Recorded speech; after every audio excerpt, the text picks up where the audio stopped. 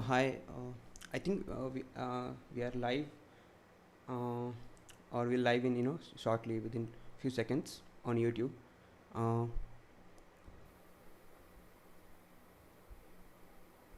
yeah, sure, Meera. Uh, I'll just make it present. So hi everyone. So welcome to FOSS Meetup, April. Uh, so I am Vishal and I work at FOSS United. I hope I'm audible. Like, make sure some hi with in the chat box. Uh,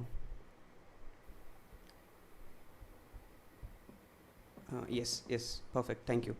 So, hi everyone. So, I am Vishal and I work at FOSS United.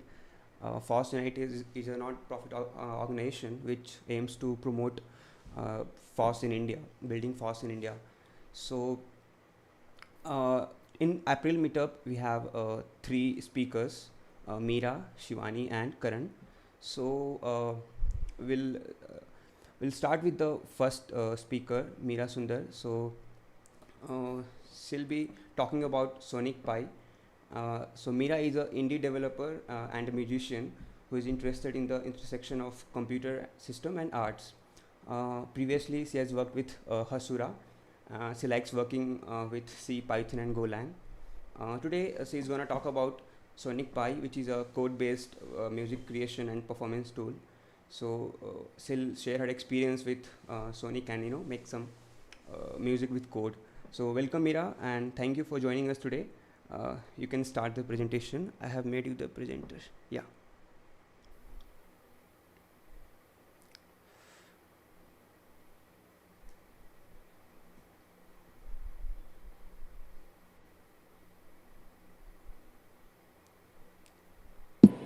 Hi folks, is my audio clear? Yes. For me, it's perfect. Yeah. Okay. Sorry about the weird camera angle. I'm seated on the floor, so. But we'll start making music really quick, so we forget all that. Um, okay. So I don't have like a presentation or like a set of slides or anything. I'm just going to open up Sonic Pi and we'll start. We'll see a couple of samples and then we'll actually start coding. But before that, what is Sonic Pi? It is like a live coding sort of software where you can basically, to put it very simply, use code to generate music. Um, I'm not sure. I'm pretty sure most of you here are techies, and I'm not sure how many of you are also musicians. So I want to keep the music theory part of it like really light, and I'd like to focus more on Sonic Pi, the actual tool. And I also want to quickly mention that Sonic Pi was developed by Sam Aaron at Cambridge. And I think he envisioned it as a tool to teach programming to both school and college students. And in fact, anybody who's not like, maybe not that into programming, or they want to get into programming, that sort of thing. So it's a very fun way to get into programming, and as we see in FOSS a lot, joy of programming, right? So this is just how visual arts is one way of doing it. So is music. So a way to get into programming. So I am also a musician, so I have a bias towards that. So all right, great. So what I'll do now is play you a couple of samples of music done via Sonic Pi. The first one.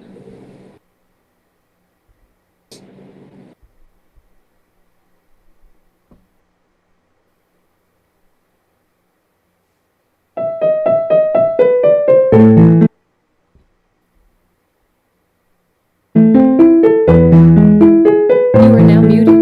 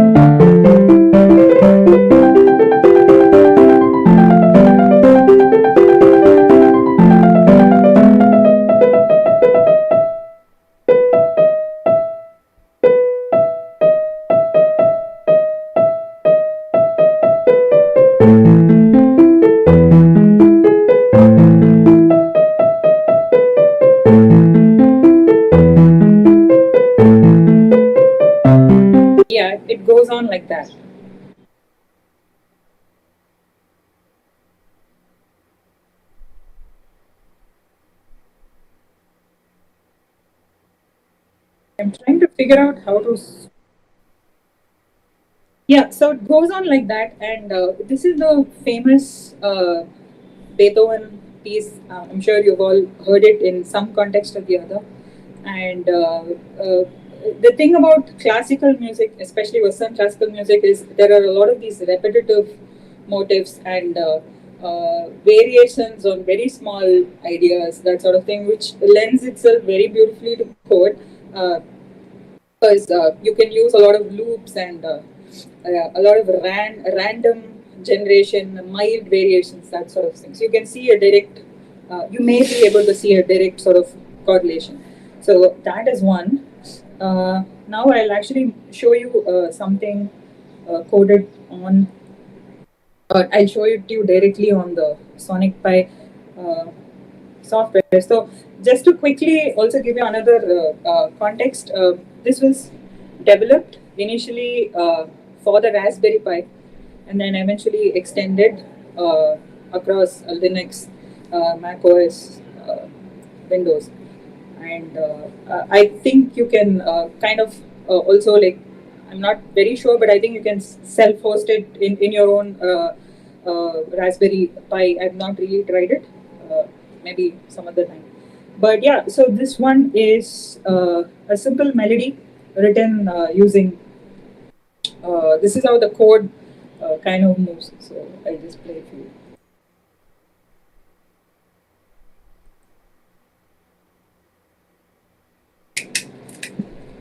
Anything heard? Do you guys hear anything? You are now unmuted. No. No. Okay. Just give me one sec. So, just to give some context, this has been like an issue. Vishal and I were trying to figure this out just a few hours ago. So, streaming to a audio call from Sonic Pi seems to have some issues, especially on Mac OS. So, forgive me for the. Uh, Again, it's messing up. So, sorry about that. Let me try again.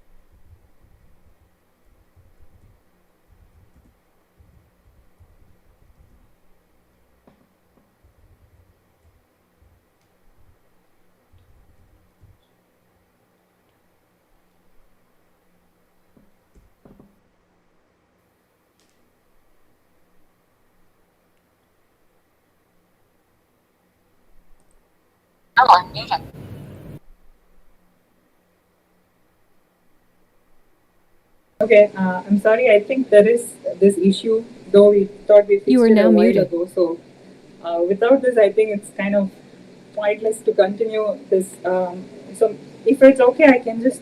Uh, yeah, I am using audio capture, using black hole.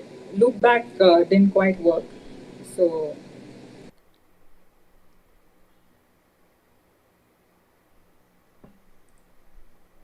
I can play it on my speakers. Yeah, alternatively, I can do that. But yeah, in case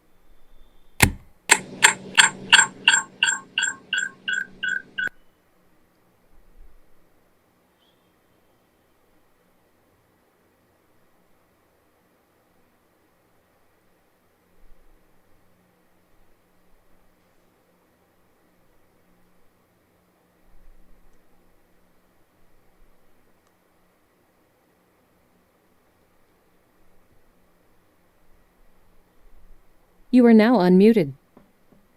Hey, Meera, can you try using your speaker? Like, do you have speaker nearby? I can do that, but I think there's going to be a lot of echo. Yeah.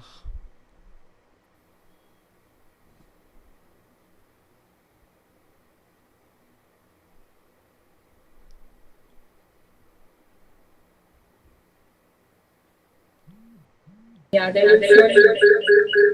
There are two devices. So there's going to be a lot of echo. Yeah. So if someone else, You are now muted. somebody else could present, I'm You are sorry, now I'll unmuted. try to Yes. get this fixed. Yeah. So maybe we can start with Shivani. Like, are you? Let me check.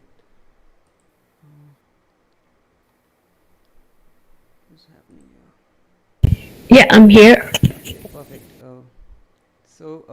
Hi everyone. So we'll wait, till the issue with the system, the Sonic Pi get resolved in Meera system. Till then, we'll start with the Shivani's talk.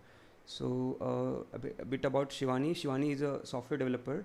She works at the Open Information Security Foundation and is working on, she's building Suricata ideas. So Suricata is a high performance intrusion detection system which is FOSS and very actively developed. So previously she has interned with Linux kernel through the Outreachy program to work on the Netlify project. So also I recently posted an interview with her on our blog. You can check it out later. So today she's going to talk about Suricata. So hi Shivani, thank you for joining us today, and you can start the session. Thank you, Vishal.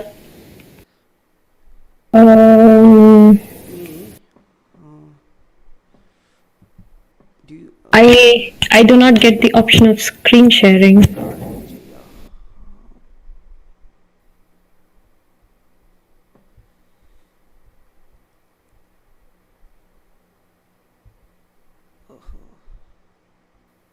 It's okay if it's trouble. Probably you could show the presentation you've uploaded here. Let me. Yeah. I think. Oh, I got the option. Yeah. Sorry. Okay. Yeah. Thank you. No problem. You are now muted.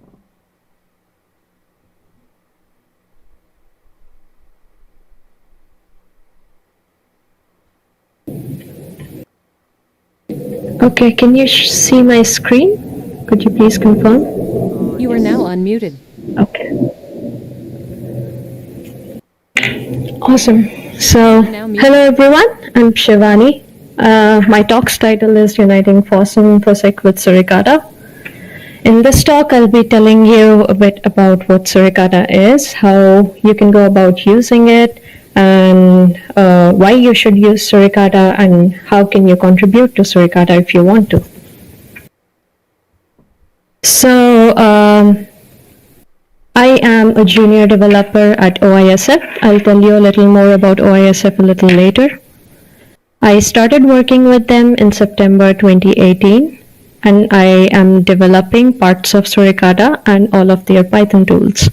These are the social links where I am available. Taxish on Twitter, Innashivpi, which is an anagram of my name, on GitHub, and all my social profiles are available on about.me/Shivani.Bhardwaj.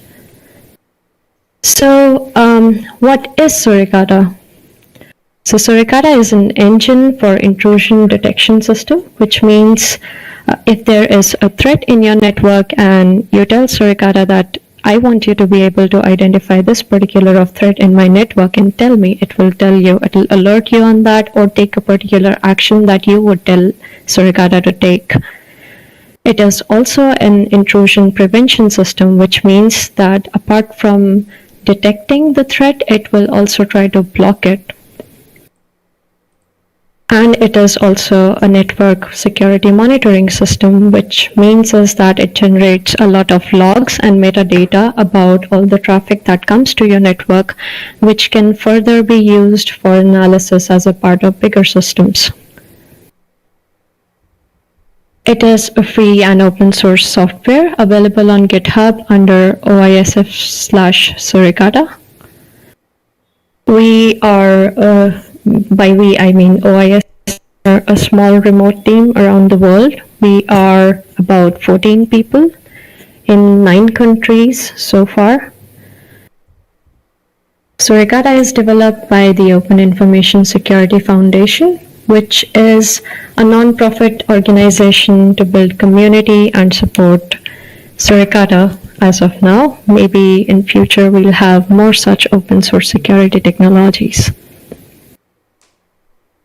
So just to set the expectations straight, what I am a developer developing parts of a security software based on requirements.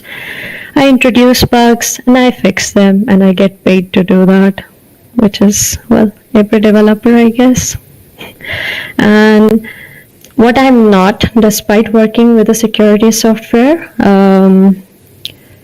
these things, which sometimes people tend to think I am, but I'm not. I'm not a pen tester or a malware researcher, network traffic analyzer, or a cool sysadmin monitoring complex networks.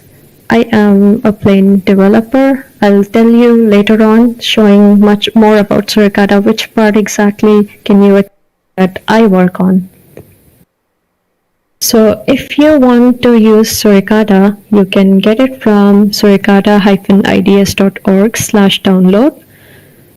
Installation process is pretty simple. If you download, you have to unzip the file, and the regular configure, make, install will get you all set up.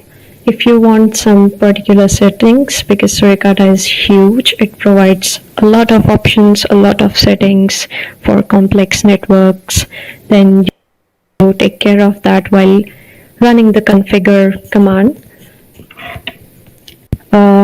After installation, you just have to launch Suricata with the appropriate configuration and on the correct interface. You need to tell Suricata which interface out of your system does Suricata have the permission to sniff packets on. So if you want to use Suricata minimally, it would comprise of having the correct configuration, which is a YAML file. YAML haters won't be very happy here. Sorry about that. And the rules, I'll tell you a little more about rules in the next slide, I believe. And of course the paths, the evil since forever, well, we install things somewhere, we retrieve things from elsewhere. We all do that. So I am giving you a very example of how would you use Suricata. As a beginner, it was easy for me to do it in these steps. Firstly, defining what I want to achieve, then making sure that whatever I want to achieve has the corresponding setting in the configuration file enabled, and that if there are to be any rules, then they are put in the correct location. And of course, I'm picking up the configuration and rules from the correct path. So here is an example for you of defining what you want to achieve. Say I want to see an alert every time I see an HTTP packet whose URI contains dummy.html.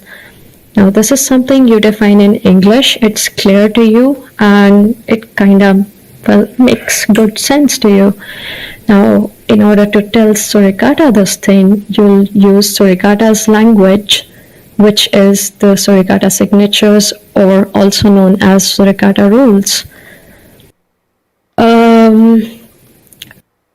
Take care of whatever thing we want Suricata to achieve has the corresponding configuration perfectly set up in the YAML file. The second point here. So we define here that we want to see an alert every time we see a HTTP packet. So I make sure that HTTP protocol is enabled, which means that we are telling Suricata that if you see HTTP protocol, do an analysis on it. Now, depending on what you want to achieve, there may be multiple configuration parameters. Here, for this simple example, we just needed the protocol to be enabled. But if you want certain more complex settings, you can go and check out the configuration file and mix and match and check out what happens when you enable or disable certain settings. Now, here is an example of a Suricata rule, or also called a signature. So this is the Suricata language of what we defined here in English.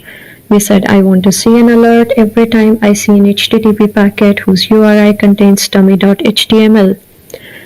So here I say alert, the protocol, any, a weird arrow, any. Okay, this is very wrong. The message should be something helpful that tells you what exactly Suricata found. Something helpful should go under the message string always. And there is a Suricata keyword called content.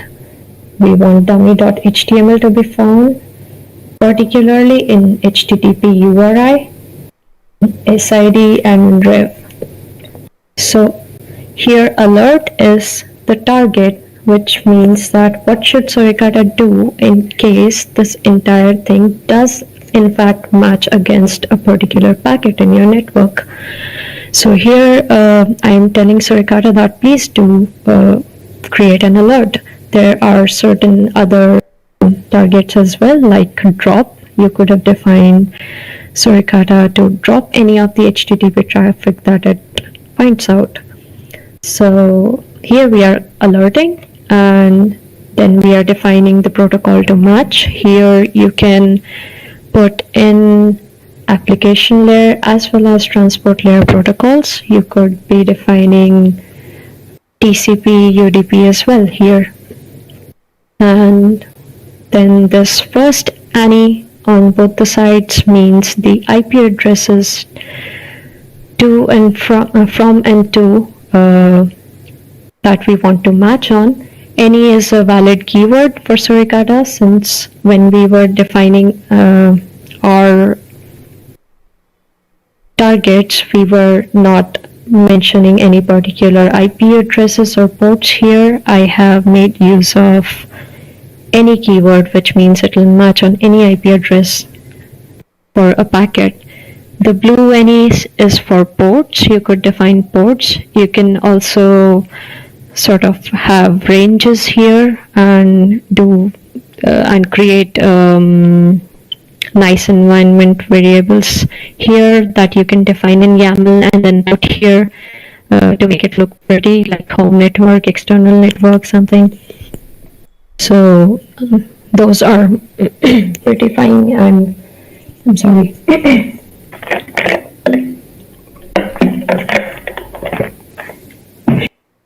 Those are sort of optimizing kind of things, but this is what generally it would look like.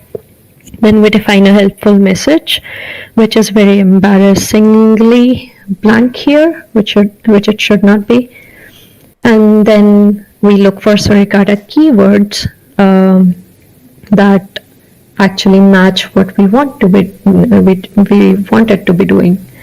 Here we want to be matching on content and HTTP URI, so these are the correct keywords for that. All these keywords are available in our documentation, which the link to which I'll drop in the end slide. Then we have something called SID, which is signature ID, and rev, which is revision. So signature ID and rev is a unique combination for a signature. Suricata should not see more than one rule with the same signature ID and revision. Revision is kept so that, if at later stages, say we think that HTTP_URI is not a very good keyword, and we want to change it, so we can add a new rule and we can keep the SID same because the rules function did not change, but we changed something in the rule, so we changed the revision here.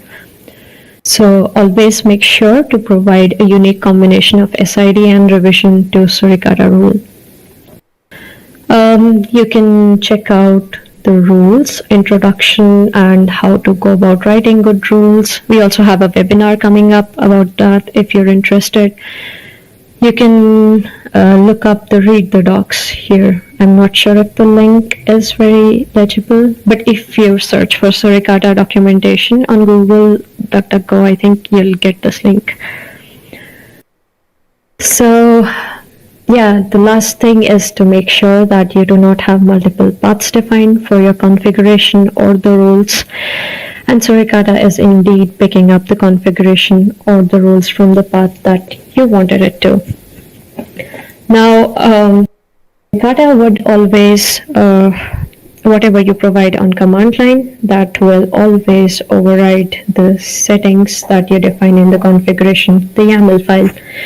So it is always advised that at least you provide the configuration files path on the terminal when you are launching Suricata, so that Suricata is not picking up the configuration file from the default location which it thinks is, so that your things are not messed up. So always there's a -c parameter which you will provide, which expects the path to suricata.yaml. Try to provide that all the time whenever you're running Suricata on the terminal.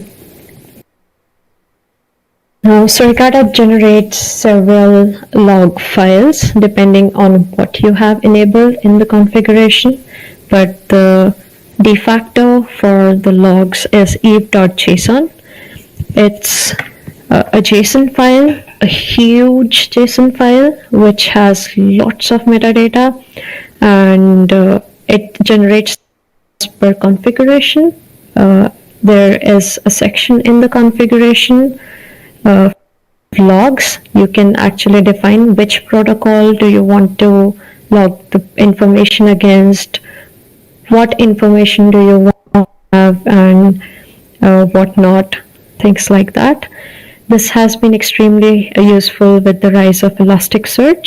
There is a project called Selks, SELKS, which is the product of two of the team members, different company, their own company, where they provide a complete Suricata setup with the ELK stack that you can use if you are not too keen on spending a lot of time configuring that. They give you everything pre-configured and you can change stuff later on. Yeah, this is what suricata.yaml's eblog section looked like. If you want it to be enabled in the first place, what the file name should be, lots of things. Now, it may happen that you think you did everything right, but you still do not see an alert.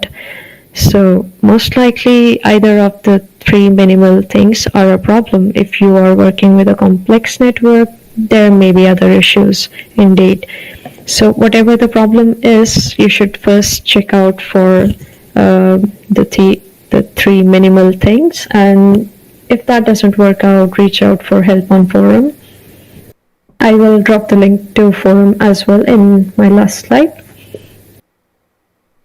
Now, eve.json is huge because Suricata sees every packet that comes through your interface. So there are just way too many packets, and it creates information corresponding to that. It creates logs corresponding to that. And if you have certain rules, then, alerts as well. So it can be a lot. So if you are new and you try to run Suricata on your current network interface, which receives all the network traffic, it's likely that you might get lost because it's just too much.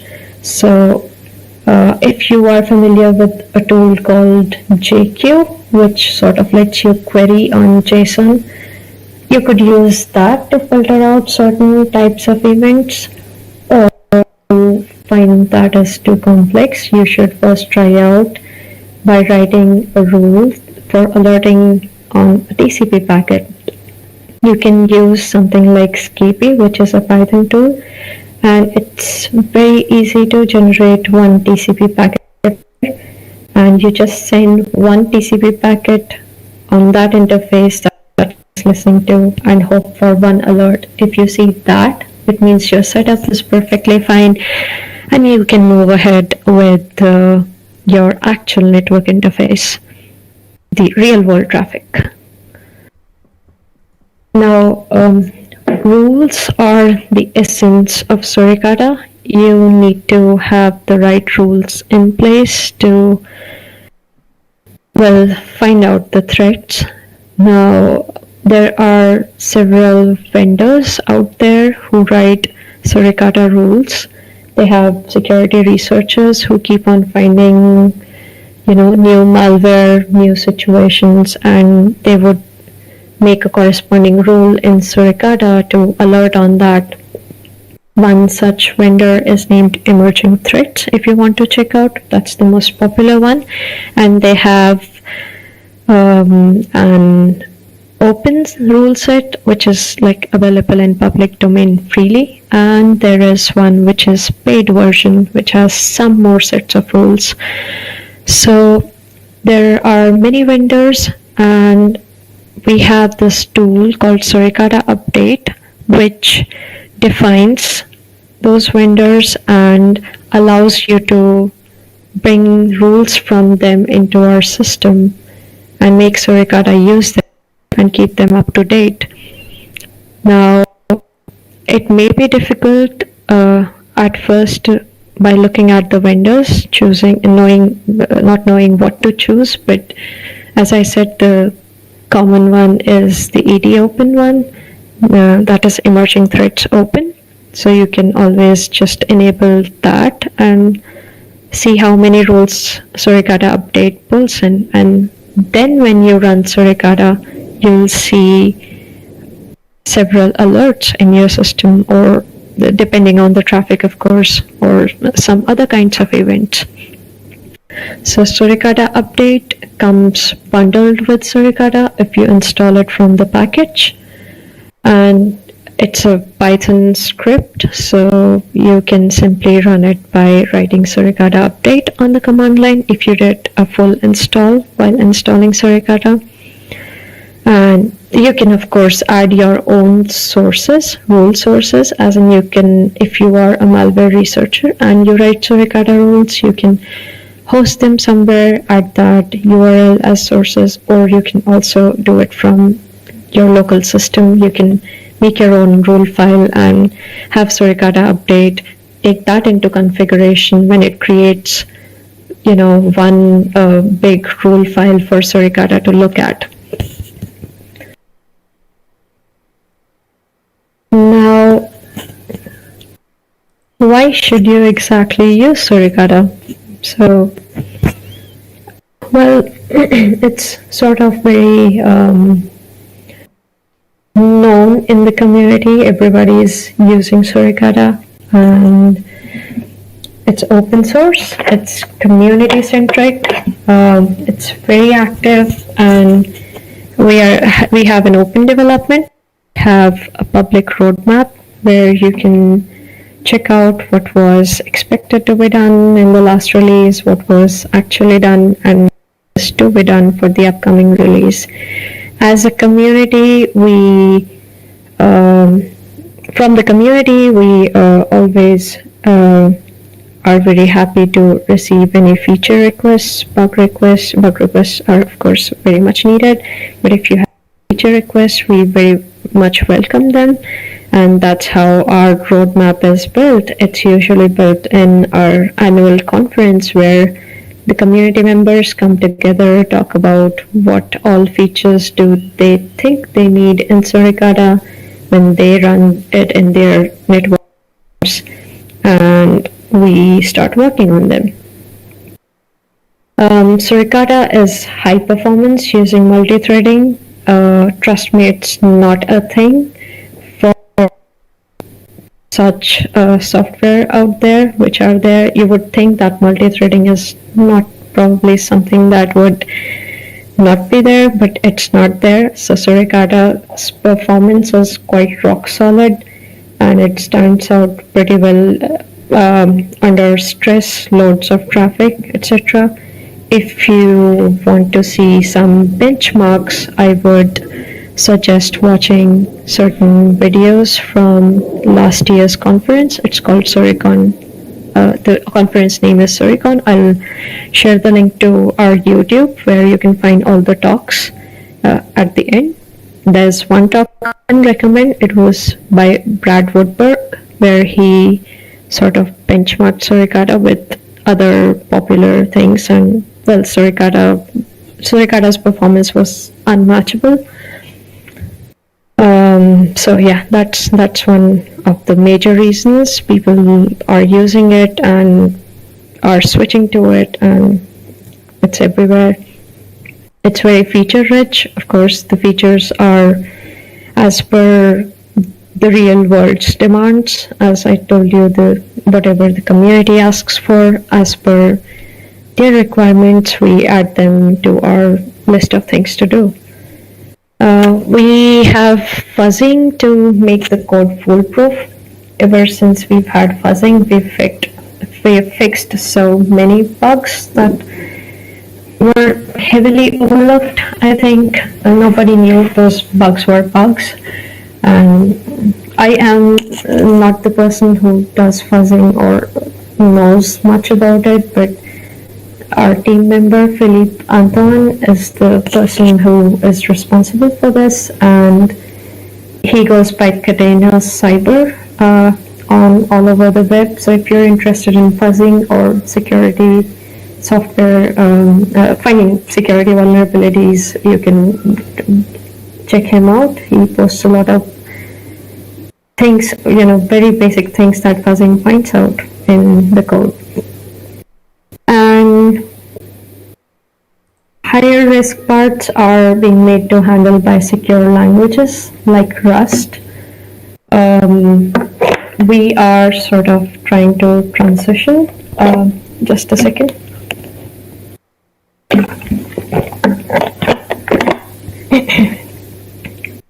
We are trying to transition our code from C to Rust. So far, I think we've managed to get something above 9% converted to Rust already, which is pretty great. We are converting protocol parsers as of now and asking the community members who contribute to write new protocol parsers in Rust, because it has proven to be a lot more effective, a lot more foolproof, from the basic issues that C sort of has. So I don't want to go in the C versus Rust part. I'm sure many people have written about it, but we are trying to move from C to Rust, hoping that we have lesser parts, lesser sort of low risk parts being written in C, and rest is handled by Rust.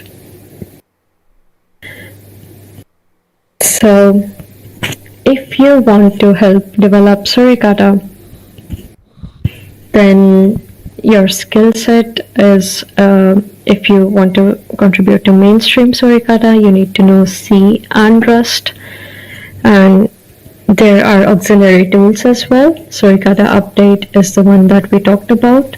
Suricata Verify is another tool, which is our QA tool.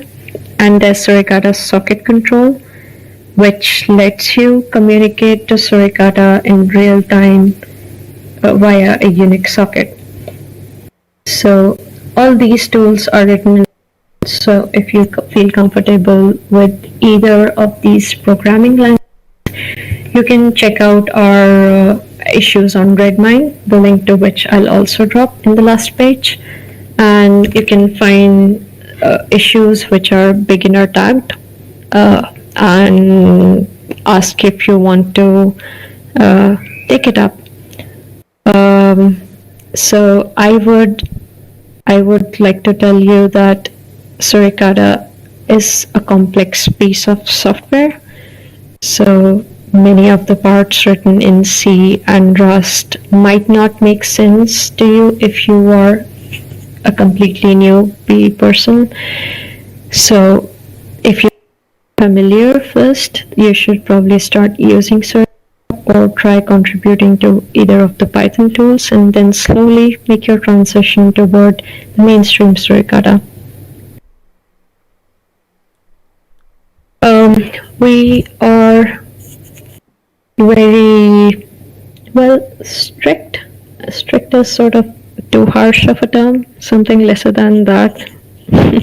I'm sorry, I don't know the word. But we would expect your contribution to be certain way in order to accept it.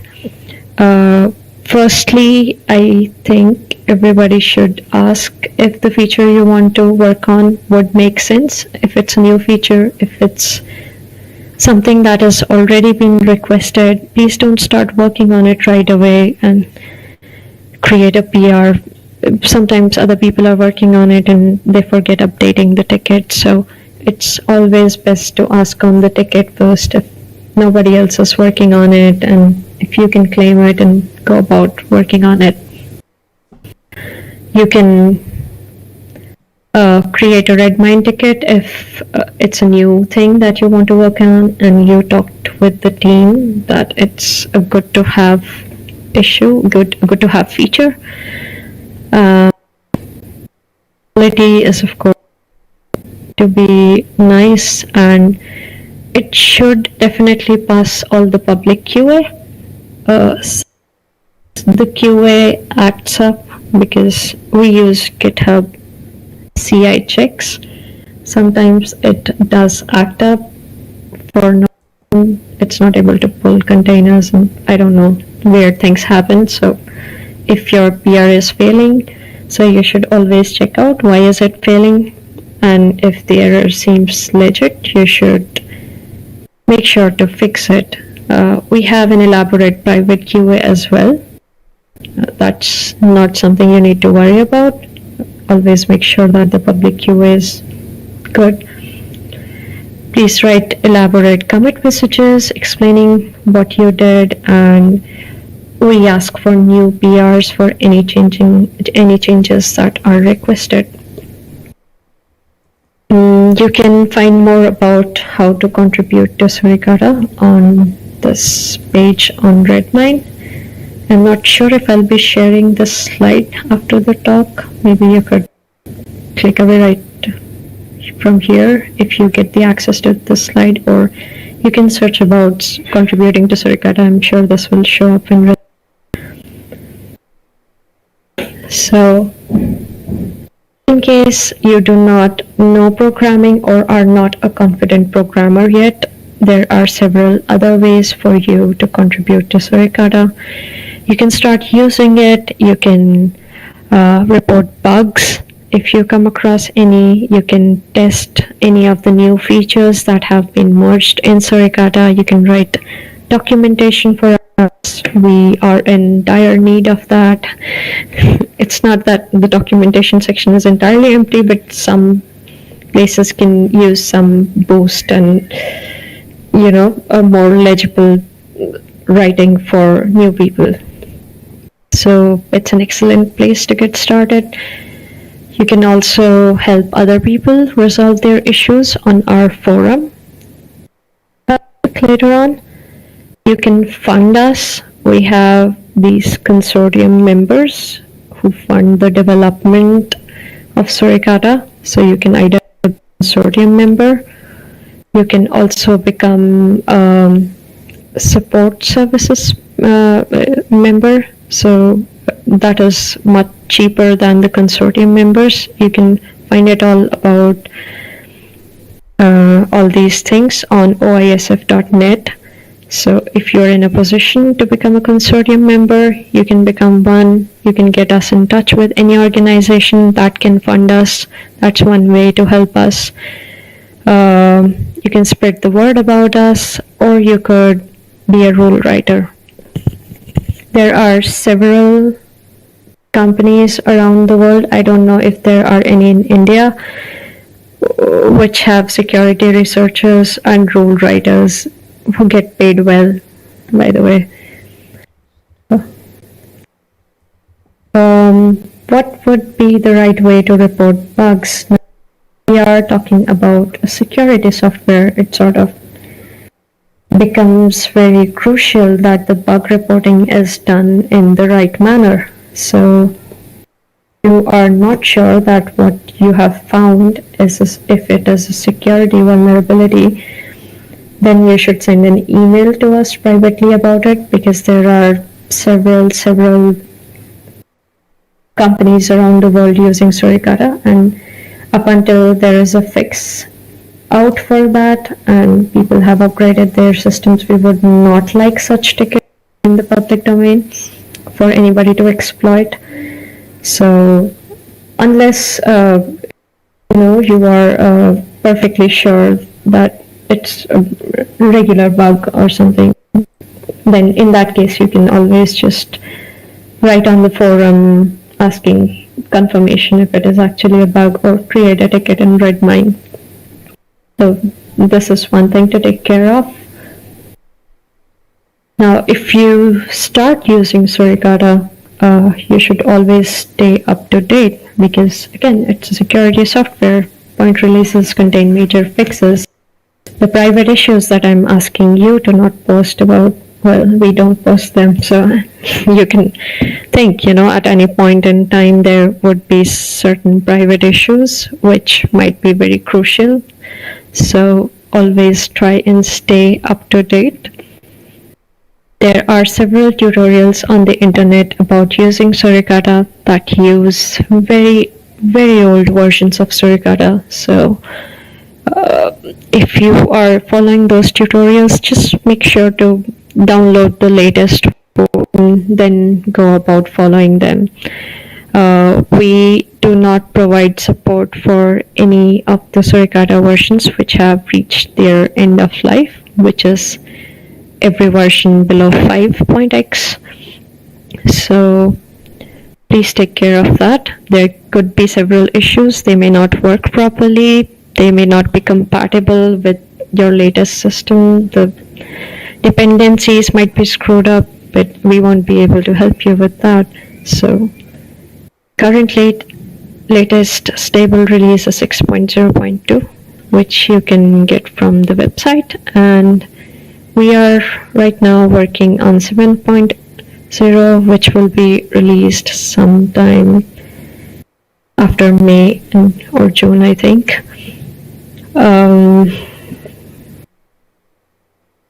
Here is the compiled list of resources that I've been talking about all through my presentation. Sorry about that.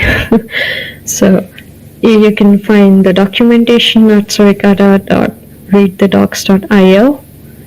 This is the YouTube channel, youtube.com/OIS of Suricata, where we have free, very useful videos about using Suricata, about deploying Suricata, and many webinars that we have had in the past year. And of course, the talks from last conferences. You can go about asking questions on our forum. It's a discourse forum. The URL is forum.suricata.io. You can check out tips and announcements on Twitter. We go by Suricata_IDS. We'll announce about releases, the conferences. We provide scholarships to students and people from underrepresented groups to attend the annual conference. There are a lot of people from the network security domain over there. So if you want to get into some networking, it's a very good place to be. You can submit your talks as well if you want to be there. We also provide trainings. So if you want to learn how to use Suricata or deploy Suricata, writing rules efficiently, etc., we have trainings for all of them. And well, we post out a weekly tip about Suricata. That's something that is quite right there. still not noticeable. We try to make our tips in a way like that. So if you want to know about any of these things and stay up to date, you can follow Suricata Ideas on Twitter. You can raise tickets about features or bugs at redmine.openinfosecfoundation.org. And I think, yeah, that's about it about Suricata. A little about my journey, because Vishal asked me to talk about this. Won't take very long, I think. This is basically my first journey. I applied for Outreach in 2015, which is a great program for underrepresented groups, people from underrepresented groups. It is not just for women and it is not just for students. So you can check out the eligibility criteria, and if you are eligible, you can apply. It's a great program to get started. And of course, anything after that totally depends on how well you do in the internship. Sorry. I got selected to work with Linux kernel's NetFilter project. I was quite a beginner. I did some beginner level to a little intermediate level work during my internship, and was invited to attend NetFilter workshop in 2016, which was sort of a turning point for my career because I got to meet a lot of people from this field, also including the OISF team. I joined OISF in 2018 as a part-time developer. I became an outreach coordinator for OISF. Yes, we also participate in outreach now. It's sort of our giving back to the community. We are trying to be helpful in the ways that we can. So I am the outreach coordinator for OISF. In case you want to apply sometime. I started working on the C parts in Suricata in 2019, and well, Rust parts in 2020. People who have worked with Rust can probably relate with this. Oh my god, but yeah, okay. It's difficult, people. So yeah, I became a full-time developer in 2020. What a year to get into a full-time job, staying home. But, well, no complaining. So, yeah, that's pretty much all about me and Suricata that I wanted to share. Kinda little disappointed that the GIF is not working here, but okay. Yeah. Thank you very much all for attending. Special thanks to my friend Juliana for helping review these slides. I don't know if she's attending. So, Unmuted. yeah, if you have any questions, please send them my way. I will stop sharing now, I think. Yeah, thank you, Shivani. And your friend look like she's here. I think we have a couple of questions in the chat box. I think we are a bit late, so like you might you can type in the chat box the answers. You can discuss further on that. Yeah, sure. Thank you for the talk. Thank you, Vishal. So next, I'd like to invite our next speaker, Karan. Karan, he works at Zerodha. So currently he focuses mainly on DevOps practices, containers and Kubernetes. And before that, he was a full stack developer. He was building web apps using Python, JS, and Golang. So he enjoys kind of conversation around DNS, observability, and self-hosting. And today he's going to talk about self-hosting applications for personal users. So Karan, thank you for joining us. And now I would like to ask you to go ahead and start the presentation. I'll give you the option. Let me. Karan. Yes.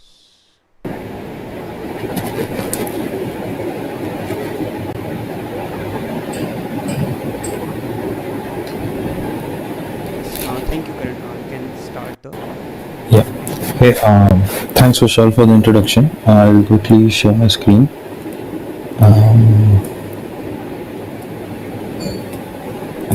You are now muted.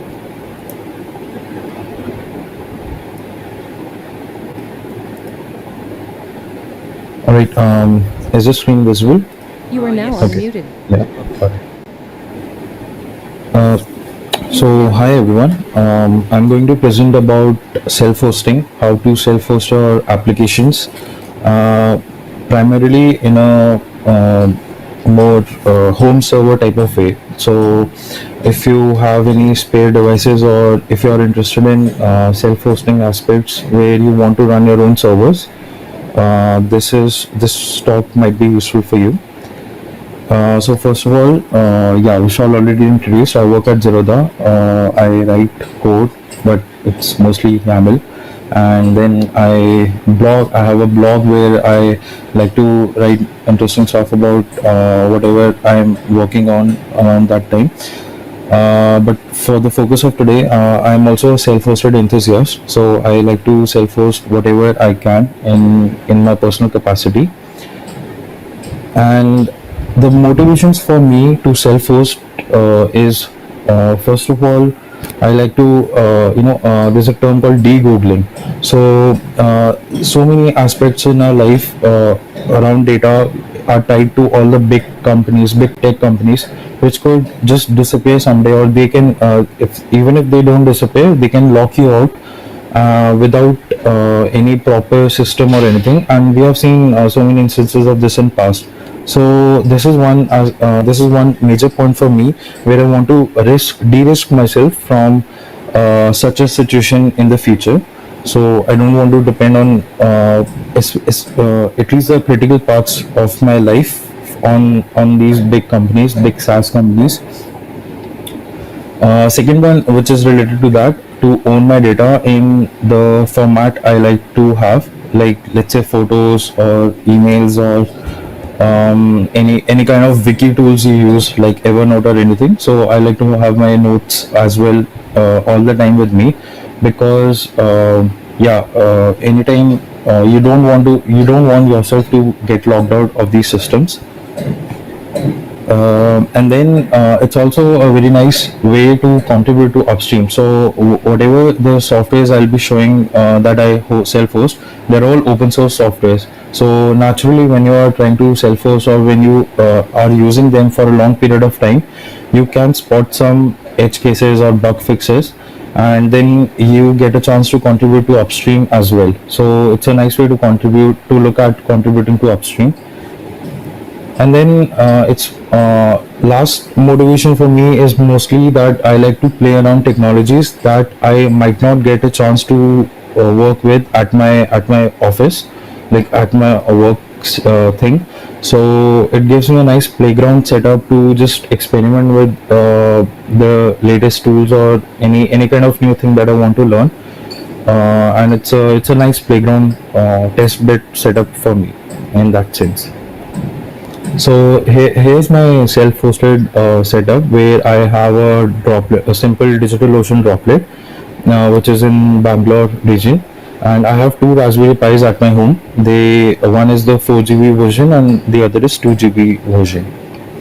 I'll go deep into the architecture of my setup just as we progress. But here's how it looks. The core of the setup is Tailscale for networking. Tailscale is basically a mesh network, uh, and sorry, one thing I like to point out. I had mentioned all of these tools are open source. So Tailscale is open source, but the coordination server where the keys are exchanged, it's not. So just a clarification of that. And so basically what happens is whatever services I run, they are all connected to each other using this mesh network. So if I have a Pi hole, let's say for example, and I need to open the admin dashboard on my mobile, so I don't need to have any kind of VPN setup or any kind of static IP to open that particular admin dashboard. I can just open it from any device which has this Tailscale VPN. So Tailscale is just WireGuard VPN with some authentication layers sprinkled on it. These are the two Raspberry Pis that I told in the previous slide. So about about how my software part of the self-hosted stack is constructed. It mainly constructs of these three parts, which I'll going into the next slide. Yeah, so Ansible. It's whenever a new node comes up. So if I want to have a new server in my stack, or even for Raspberry Pi, even if I want to add a new node, Ansible I use for just the common setup, where I restrict the SSH port, disable the SSH password login, and other kind of user or shell setups that I have to do. That is all Ansible rules. And any kind of common softwares that I have to install in all of these nodes, that part is handled by Ansible. Terraform I use it heavily for basically building the node itself. So if you're on a cloud provider, usually Terraform has providers for major cloud providers like DigitalOcean, GCP, AWS, all of that. So I use it to even manage my firewall rules, floating IPs, and any kind of DigitalOcean resource that I have to create.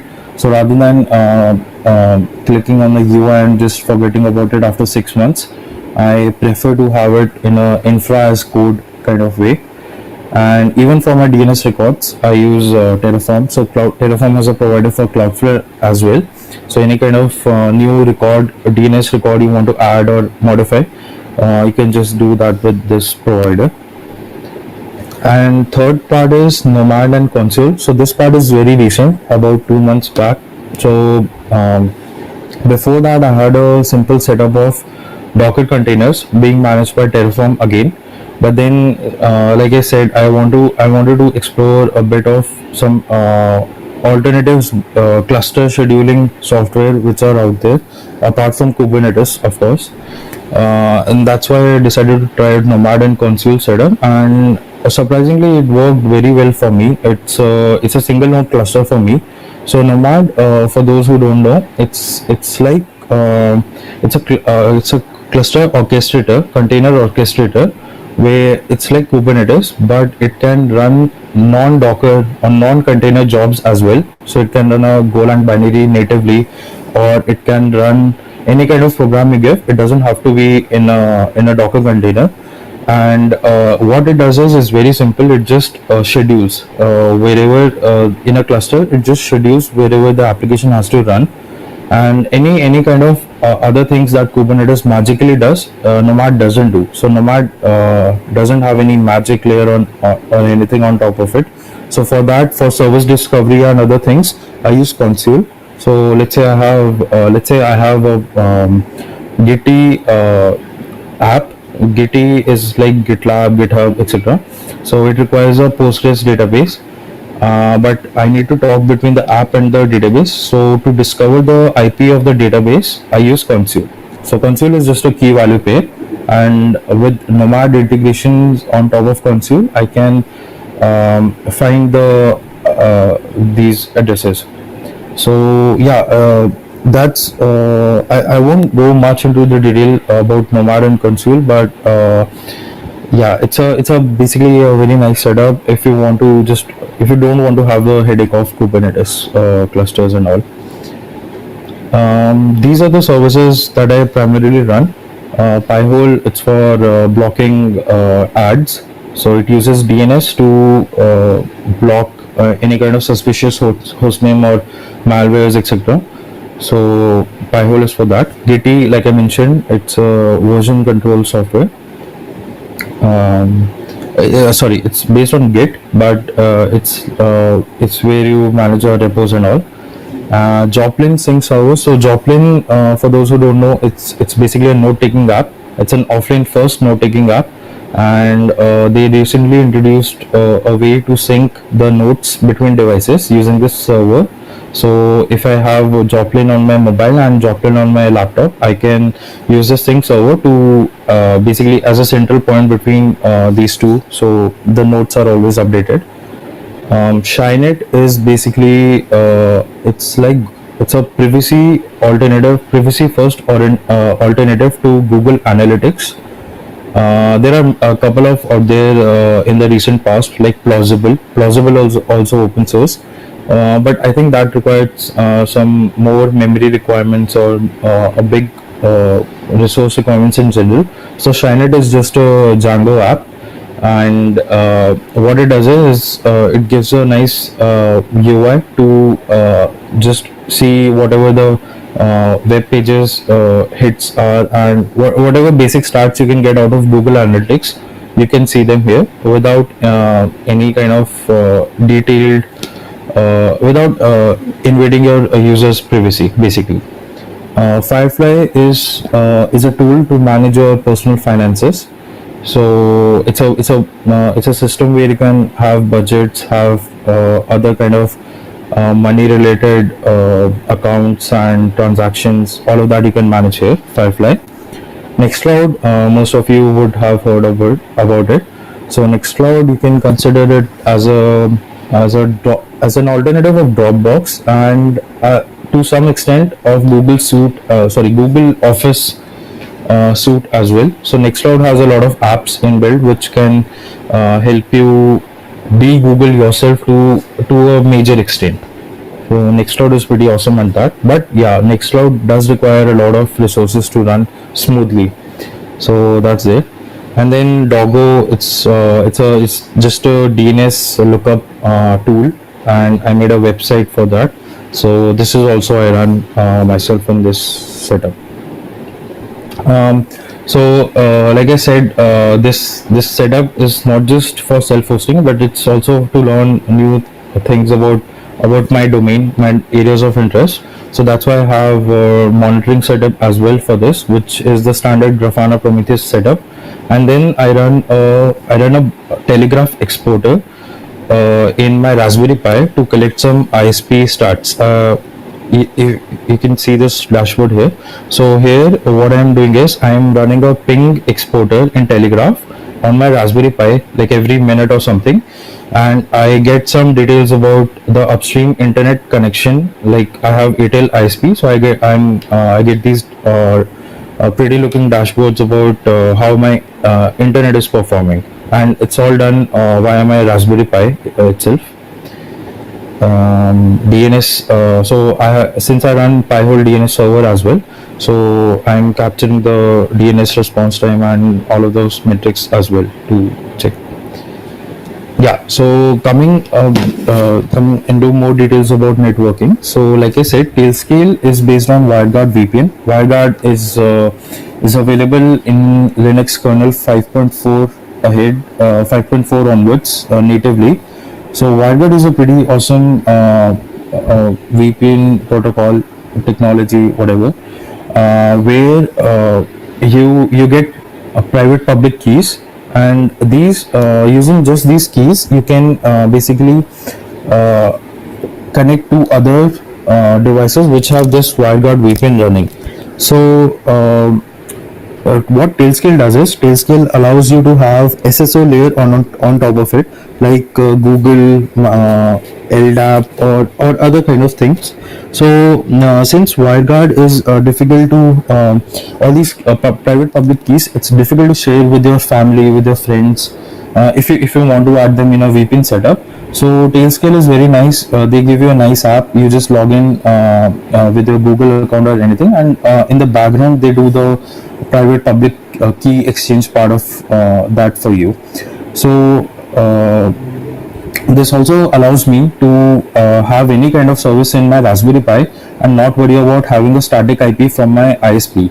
So usually the biggest blocker I think for people who are just using Raspberry Pi to self-host services is that they always need to be in the local network, then only they can access their Raspberry Pi, or they need to have some kind of a proxy or some kind of IP whitelisting done so that they can access these websites. But I think Tailscale or even just WireGuard VPN for that matter, that solves the problem completely for such use cases. You just expose the service on Raspberry Pi, and since it's a mesh network, you can actually access this from any other device in that mesh network.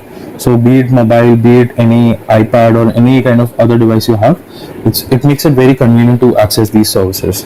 That's the main part I like about Tailscale. And since Tailscale, this IP 164.0.0, this is a subnet range from the CG NAT space, where so it's a private IP range. It won't interfere with any of your existing routers or other kind of ranges, other kind of private IPv4 ranges you will have. So that's also there.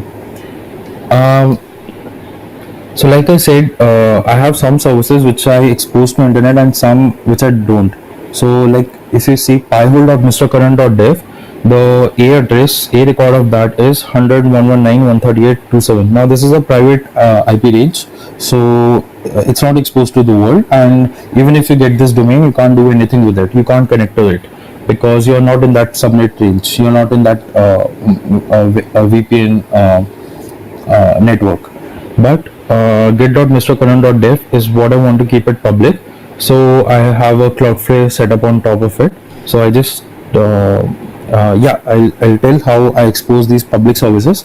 But yeah, these two IPs are Cloudflare IPs. So apart from Tailscale, one major thing which has helped me in my setup is Caddy. So Caddy, you can consider it like Nginx HA proxy. It's basically a web proxy. It's written in Golang, and what it allows me to do is that I have two instances of Caddy. One which listens on the private Tailscale range that I mentioned in the previous slide, and the other listens on the so DO gives a floating IP. So the other public Caddy listens on the floating IPv4 address. So what this allows me is to have two different config files for these two Caddy instances, where I can just list down my private and public services separately. So there's no chance of accidentally exposing or other kind of stuff like that as well with this layer of security, if I may. And then Caddy I also use for automatic TLS setup. There is I think Certbot. Yeah, Certbot is the tool which Let's Encrypt provides for renewing their certificates. But I think even if some people have managed some servers using Let's Encrypt here, there are some times where the cron job fails, or where something happens where the cert renewal hasn't happened on time. Caddy just takes away all the headache of SSL certificates out of your setup. You just use this Cloudflare provider for Caddy. It's a module, and you can just use the AppMe DNS challenge, and you get just with the Cloudflare API key, you can verify yourself, like a new TLS record can be added just with this setup. So like I mentioned in the one of the previous slide, that it's a nice chance to contribute to upstream as well. So this is just a small example where I wanted to have this Caddy Cloudflare provider in my Caddy instance, but the Caddy Docker image didn't come bundled with it. So I just made my own image where I had the Cloudflare module enabled in it, and that's what I'm using myself. So it's basically dog fooding as well, and it's just a nice open source upstream opportunity as well. Yeah. Regarding storage, I think main consideration for storage if you are using a personal setup is, if you're using Raspberry Pis, just don't use SD cards for any kind of data intensive applications like Nextcloud or anything that is critical. I think every application that requires data is critical. So SD cards is a strong -1 from me, because I've had very bad experience with it in past. So since then I've just never deployed any kind of application which requires any state in Raspberry Pi. But having said that, some newer Raspberry Pi, I think Raspberry Pi 4 onwards, you can just boot the OS itself off from a SSD. So there's no point of having SD card anymore. You can just partition an SSD into the boot and the home partition as well, where you can practically set up a NAS yourself. So in fact, one of my friend even does that, where he hosts Nextcloud on top of Raspberry Pi using external hard disk formatted with ZFS. And ZFS, it's a pretty solid, robust technology for having a replicated storage in your setup. So that part you can experiment. I have not played around much with Raspberry Pis and storage combined. Other than that, with some general tips is basically just enable snapshots. So whatever cloud provider you are on, and if you're using volumes for by them, you will get an option to have snapshots, which is basically just the same replica copy of that volume, and this you can store it for like 7 days, 15 days, whatever you can configure that. So that is very handy in case your server goes kaput, or like any kind of issue happens where you're not able to boot into the server, like misconfigured firewall, IP table rules, whatever. You can just take that snapshot and attach it to a new server. So that is pretty handy. And this third is using separate DB instances for different applications. Now, some people like to have one single Postgres or MySQL, whatever database they are using, for multiple applications. But in my experience, even that is not a optimal approach. You should always try to keep everything separate, just to reduce the risk involved with it. Now, there are multiple factors to consider here. I am only talking about the factor where your risk is mitigated if if because of one application the database is down. So if you don't want an entire stack to be down, it's better idea to have just multiple Postgres instances for all these different applications you are going to host. I just want to recall one incident which happened just 2 months back. This is basically HN Hug of Death, where my blog got posted on Hacker News, and it was on page 1. So since I was using my blog is basically hosted on Netlify. It's a static blog, so no worries in that. But what happened is that since I use my own analytics stuff and not Google Analytics, because Google is evil. Shinet, since I use Shinet, what started to happen was that it's a Python application, it's a Django application, and it uses Postgres for every visit count. So every visit count needs to be added as a separate row in that table in that Postgres database, and now that started to slow down. It didn't affect my blog or anything, but it was the first time I was getting so much attention on my blog, and I didn't want to miss that. So I had a rookie mistake of just upgrading my server without cleanly shutting every service down. And what happened was I did upgrade the server specs for that duration, but my Postgres instance was unable to recover because it had to do some write ahead log reset, and that eventually caused me some 10-15 minutes downtime, as I figured out why Postgres is not loading, and then Shinet is down. So all of that happened. Now this is the same point I was repeating in the third point, where I said use separate DB instances. Now imagine if that was the same Postgres instance for multiple applications, then the risk factor, the damage factor would have been huge. So that's a only point I had in that in this point. Backups, so for backups I use Restic. Restic is an amazing application for performing backups and restoring them as well. So Restic has this concept of vaults, where you can configure different vaults and they get backed up to different places, and Restic supports a huge number of providers as well. So what I do is, since I was running Nomad, and people who are familiar with Kubernetes, it's basically cron job in Kubernetes, or just a normal cron job in Linux as well. And I back up to my B2 Backblaze B2 bucket, which just uses the AWS S3 APIs as well. So all the data which I have in my server it's all mounted under the data folder, and I have a single vault in Ristic which compresses all of this data and uploads it to Backblaze. So that's it. And backups, yeah, at this point is always said that if you have a backup but it's untested one, then it's not really a backup. So make sure you test your backups. Regarding security, this point which I mentioned, that if it's not really necessary to expose on internet, just don't. It's not worth the hassle to configure firewall rules or anything. It's just better to not expose on a public IP, and just you mitigate so many kind of risks just by this one single thing. However, if you don't have that option, then obviously you have to have strict firewall rules. You should not leave the ports unopened. I just recall one more incident which I had with Hetzner.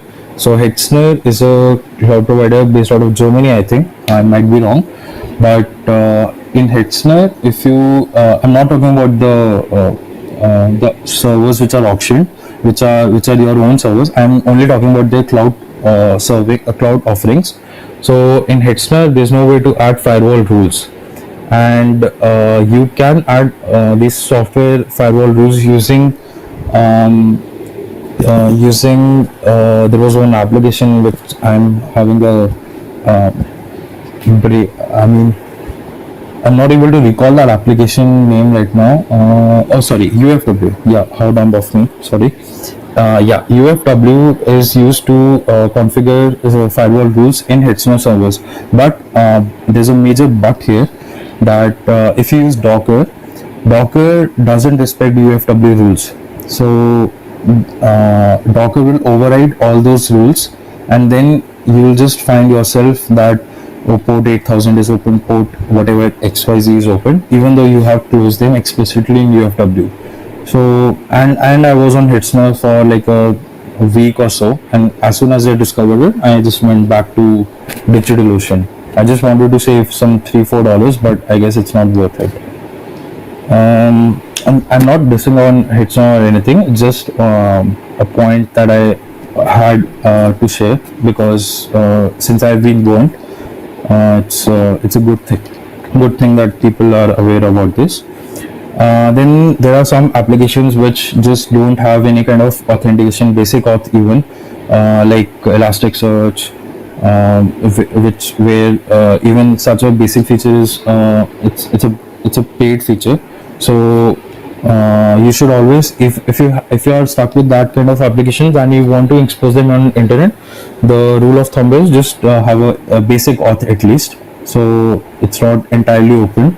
So you should always ensure that all these admin instances which are open to the world, they also are they have a strong password policy in them.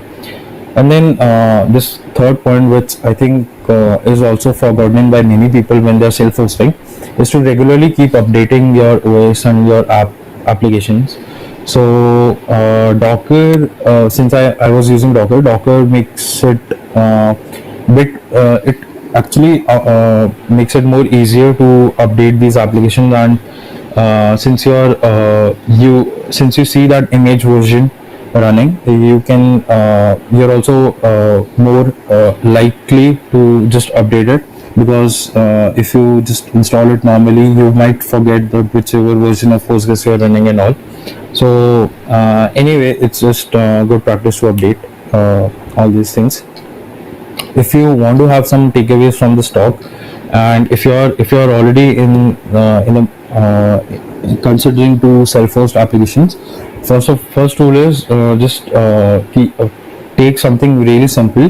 Pi-hole is one example, which is I think a PHP application, and it's really simple to deploy. And as soon as you see those stats, those dashboards, those metrics where you'll see how many percentage of your DNS requests are blocked just by all this spam and malware kind of hosts, it will be a nice feeling for you to indulge in more self-hosting setups in the future.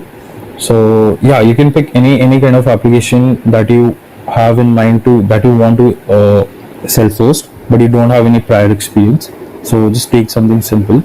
And this start that I mentioned, it's actually I won't recommend if you're new to self-hosting thing to just use this start, because honestly I did this because I wanted to learn things about Nomad and Consul and all of that.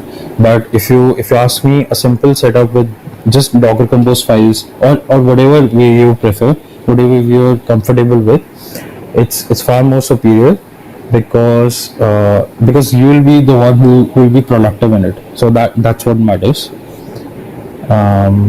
And here, these are some resources that I like to share. So our self-hosted, it's a community subreddit on Reddit, where you will find like-minded people who will give you all sort of tips on self-hosting. And then there's a GitHub awesome self-hosted repo, which has a huge list of applications that you can self-host. It's a nice repo. You can check it out. So yeah, I guess that's all I had. Sure. You are now unmuted. Thank you. Thank you. Okay, I thought they so thank you for the talk, Karan. Thank you. I guess if someone has any question, you can put in the comment section, public chat section, and Karan is here and he'll answer those questions. And so thank you for the talk, and I hope we have learned a lot of things from here. And I saw already some in the chat box. So going to our next speaker, Meera. So the things are set up with with her system. So I'll ask Meera to I'll just give her the presenter authentication. I think there are some questions. I think we should wait. Yeah. Okay. Yeah. Vishal, can you just unmute and ask questions rather than typing in? It'll probably be faster. Yeah. Sure. Yeah, I think Valmik, you can ask the questions as well. Okay. Okay. Unmute and ask the question, Valmik. Oh, yeah, sure. Hi. Can you guys hear me? Yes. Yeah. Awesome. No, so Karan, I think You are now one of your muted. blogs, and I think you were using K3S. Is that correct? Yeah. So I just wanted to ask why the switch to Consul and Nomad, because I'm on like an old Rancher setup right now, and I've been trying to like rework it into like a Kubernetes distribution, which is completely overkill for a self-hosted setup. But similarly, like you want to learn, I want to do the same and like kind of mess around with KAS on a small scale. So Right. Yeah, so actually Rancher is pretty awesome. We use it at work as well. But the thing is that it was basically I wasn't motivated enough to write like lots of YAML files just to deploy my applications. So when I had the K3S setup, I just realized that I was hosting far less applications than I could, because for me it's the same stuff that I do at work, and it was the same stuff that I was doing that weekend. So I just didn't feel like to continue that. And then that's after K3S, I started to just went to the complete opposite 180 direction. I just had Docker containers managed by Terraform. So that happened before Nomad and Consul, and that setup pretty it worked awesomely for me. And that's the one I'd recommend if anyone wants to, because like you said, K3 is Kubernetes is overkill for self-hosted setups. But yeah, if you want to learn, then there's no harm in trying any of these things. So Nomad was a thing that I wanted to experiment and just check it out. So that's why I migrated from my Docker setup to Nomad and Consul. But otherwise, I wouldn't have, honestly. got it. Thanks a lot for answering. Yeah. You are now I unmuted. have a question for Karan. Okay. So you recommended to kind of have a separate database for every application. I thought you meant separate database engine, right? Is that correct? Engine in the sense separate. A different Postgres process running for each database. Yes. Correct. Now, the question I want to ask you is, when you upgrade the server, right? So what both the application and database running on the same node or different nodes? All these applications that I mentioned, they are all running for me on the same node, but I'm running them as containers. So if I upgrade the container, like database of one application, the other can still run on the old Postgres because they are all different containers for me. So my question is like, so your recommendation is like running different databases for each application, right? Yes. How would that help? Because all of them running on the same node, okay. Even you try to upgrade the node, okay. Okay. One database got corrupted, the other would have also got corrupted, okay. Yeah. So that's a valid point, but I think you're right, because for me actually I was running multiple databases and only one of them got corrupted in my whatever. But I think that's a random issue. It happened to be the same database, but it could be something else, right? I would say the recommendation probably be actually run databases not in Docker, preferably on a different host, okay. Right. It's probably okay to have the same database engine, like one Postgres node hosting multiple databases. I don't see any problem with that, okay. I think the issue is probably because you're running Docker, Postgres inside Docker, not really because of Postgres per se. That's right, I think. Yeah, I just want to kind of point that point. Yeah, that's a valid point. Yeah, thanks. It's really amazing. Quite inspired to try some of these things out. One question. So why not have Cloudflare in front of Netlify, or like the other way around? Do you have that? No. Cloudflare in front of Netlify. Actually, Netlify itself. They provide a CD. It's a CD. Oh, okay, cool. Yeah. And you mentioned Restrict for data backups and also taking snapshots. That's just for redundancy or any other reason? Redundancy. Basically, snapshots. You can. Snapshots is much easier to just connect a new instance and launch a new instance. In the other way, you'll still have to restore it, and that might take some more time, depending on the data you have to just download from that place. Yeah, makes sense. Cool. Thanks. Great talk by there. Thanks. You are now unmuted. So, do we have any other questions for Karan? Okay. So, in case you have, you can come in the public chat. So, thank you, Karan. Thank you for the talk. So we'll again go to Meera. Meera, I have made you the presenter. You can share your screen. Thank you, Meera. Thanks, Vishal. You are now muted. Thank you, folks, for being patient with this audio snafu. So what I'll do now is continue where I first play a simple sample now. I'm not sure everybody can have it.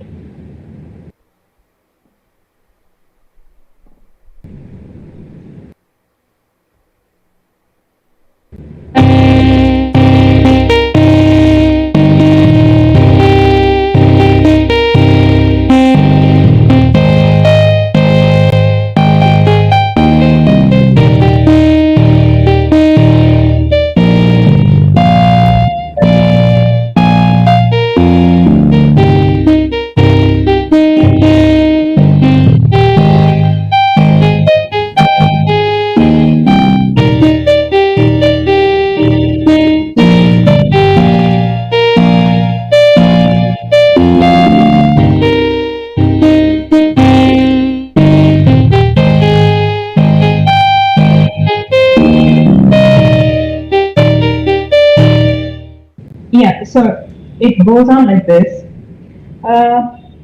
So if you see, some of the code has familiar patterns like loops, timeouts, intervals, sleeps, and all that. So there's a lot of interesting things going on here. So what I quickly do is, I have a very simple that I've already set up. This is like a buggy happy birthday tune. One thing we could do is fix it. What I mean by buggy is, let's play it and show you.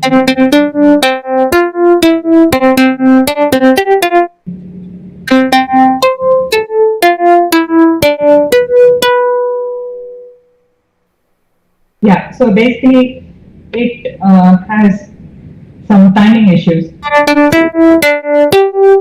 Yeah. repeating randomly, and it's a buggy one. So what I'm going to do is try and quickly fix a couple of things here. And what I'm going to do now is make this a bit jazzy with some drums and stuff.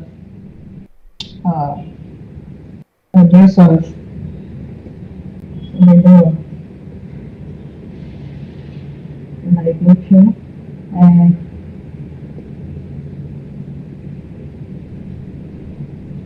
so this is a drum section that I want to work on, and we use pre-made samples that Sonic Pi gives us, but there's also an option to add your own samples, add your own instruments, audio, which is a bit more involved.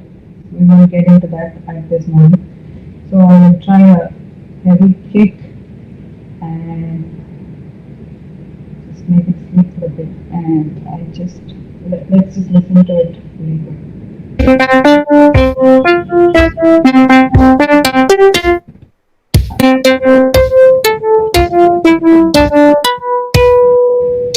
Yeah, that's so how do I know how to use drum heavy kick and all? I don't. I just play with it. This is like a play sort of like a just for fun sort of thing, where you pick up some ideas in music, and if you're not a programmer, you pick up some interesting ideas in programming.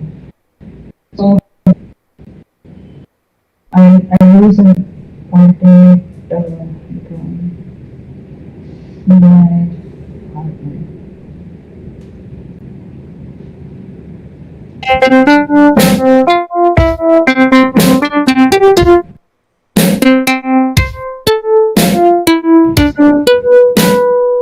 Okay, that sort of thing. So what I'm going to do is kind of repeat the same stuff again. And there's also, if you feel this is a bit slow, there's a way to change over the beats per minute, so BPM. So let's set it to something like 160. That'll apply to everything, so I'll keep the melody still at half the speed. Let's see if this works.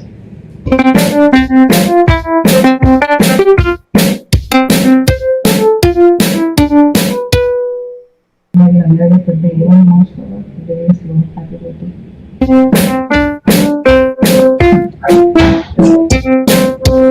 That works. Yeah, so what I'll do now is add some more. I'm a fan of drums, so let me add one more set of maybe slowish drums here.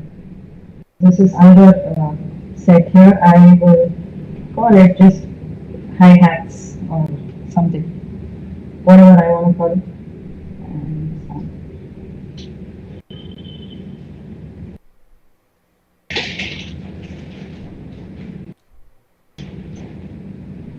I'll keep a shorter sleep time.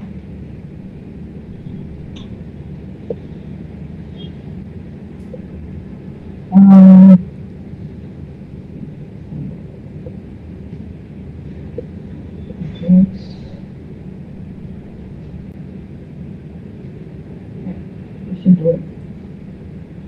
So, just as an aside, these are, so if I do not use these end sort of things, so in this it runs into a thread error. So you encounter bugs as when you run programming, which is highly important. So this offers that as well.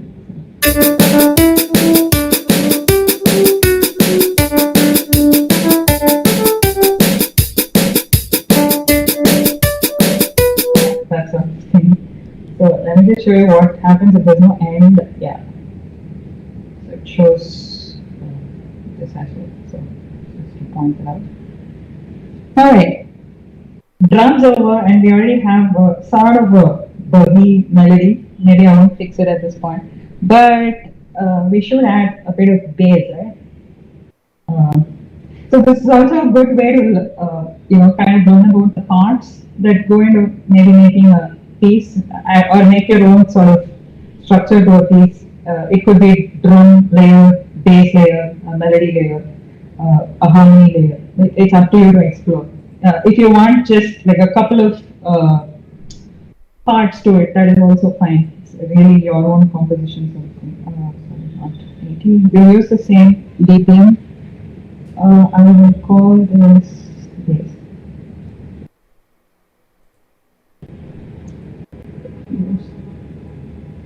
So there are a bunch of cool sort of synth tones available. I have sort of a favorite one I prefer. There are some really crazy ones in there, like grunge type. I mean, I highly recommend you to check these out. Okay, so what I'm going to do now is play a chord. So what is a chord? Okay, so chord is essentially 3 notes played together, and ideally it should supplement the main melody. As simple as it gets. It is a very complicated sort of topic, but we'll keep it really simple. So I'm going to say C2. What is C2? Our melody is in C major. So how do I know all this? Here there's I'll paste it into the chat here. It's so all this is essentially playing through MIDI and MIDI notes and numbers, right? So if you check out the link that I've pasted in there, each keyboard note will correspond to a number, like a MIDI number. You're welcome to use those numbers or the names of the notes, C4, C3, E5, anything. So, so I'm going to, since Happy Birthday is a happy sort of melody, I'm just going to stick to a C major. Major tends to be happy usually. A minor is more darker, more melancholic sort of thing. So these are the sort of ideas you can pick up while coding.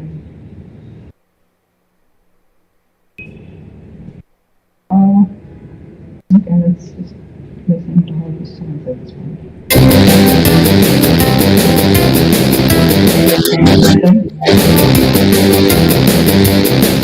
Yeah, it's pretty. It's the most twisted sort of Happy Birthday, maybe. Maybe I'll use some other thing here. It sounds a bit too much here. Maybe just a piano will do.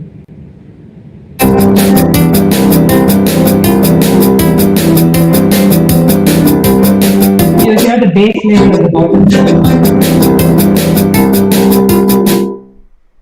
What happens if I make it kind of slow? Yeah.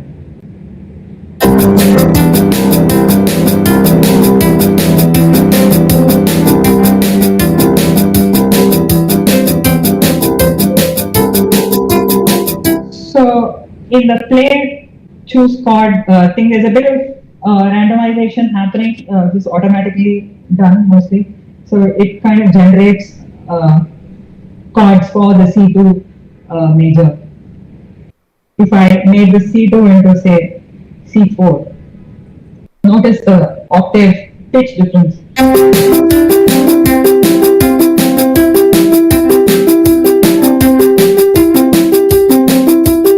So this has become too in your face sort of bass. I want to keep it very subtle under the melody.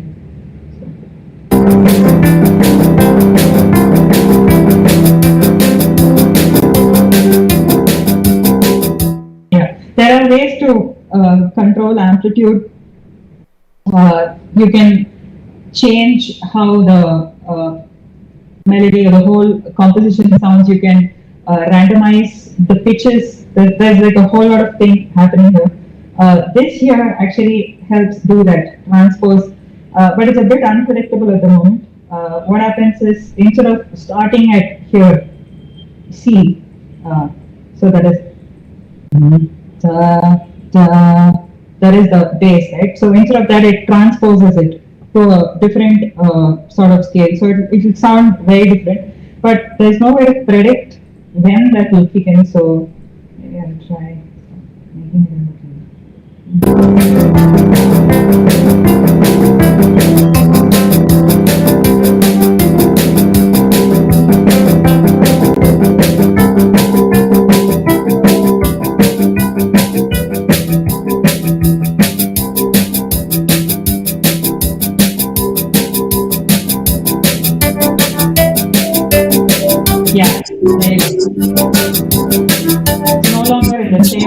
say anymore.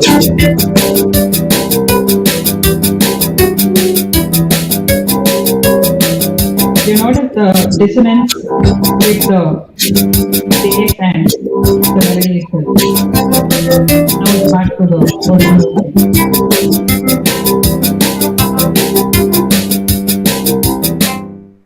Yeah, so this is a sort of very simple overview of what you can do with Sonic Pi. I encourage you to try it out. There is a active developer community as well. I think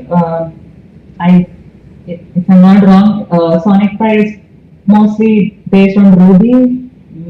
Maybe wrong there, but feel free to check it out. There's a really good forum where they talk about all sorts of things and all sorts of issues like the one I ran into today. So yeah, so I will paste in some of the resources here for you. But yeah, if you have any questions, I'm not sure if I can answer them, but yeah, I give it a shot. I would highly recommend this tutorial that I've linked in here in the chat. If you're just starting out, it starts out really gentle and doesn't assume that you're a programmer or a musician, so it's really fun. Thanks. But yeah, thanks. Thanks, Meera. So yeah. We have time for questions, Vishal? Yeah. So we'll start the questions. So if someone have any questions, Yeah, so Meera, it's wonderful, wonderful session. So one question I have is like, so I've been kind of trying to explore different ways to kind of introduce programming to absolute beginners. Okay, so I kind of came across Sonic Pi, and so one thing that I realized is that probably kind of like expects like you need to have a bit of programming experience and also a bit of music experience to kind of appreciate Sonic Pi. Okay, is that correct? No, not really. Okay, I'll give you a disclaimer here. I may have kind of set a maybe a slightly high bar when I took up this. I don't know if that's the case, but Okay. I'm a musician. Maybe I assumed some knowledge here. If that's the case, sorry about that. But if you have tried it yourself and you felt that way, I don't think so. I mean, it starts off really gently using beeps. You start, you can, okay, say you start with a single beep. Now, how will you start looping only that single beep? I mean, it's totally doable, right? So you take a number I. How do you start incrementing it? That sort of thing is a way to introduce for loops and ideas of infinite loops and that sort of thing. So the key there is to take a really, really small component rather than trying to build a composition like I did. This should be like maybe a final product or a project that a beginner could work towards.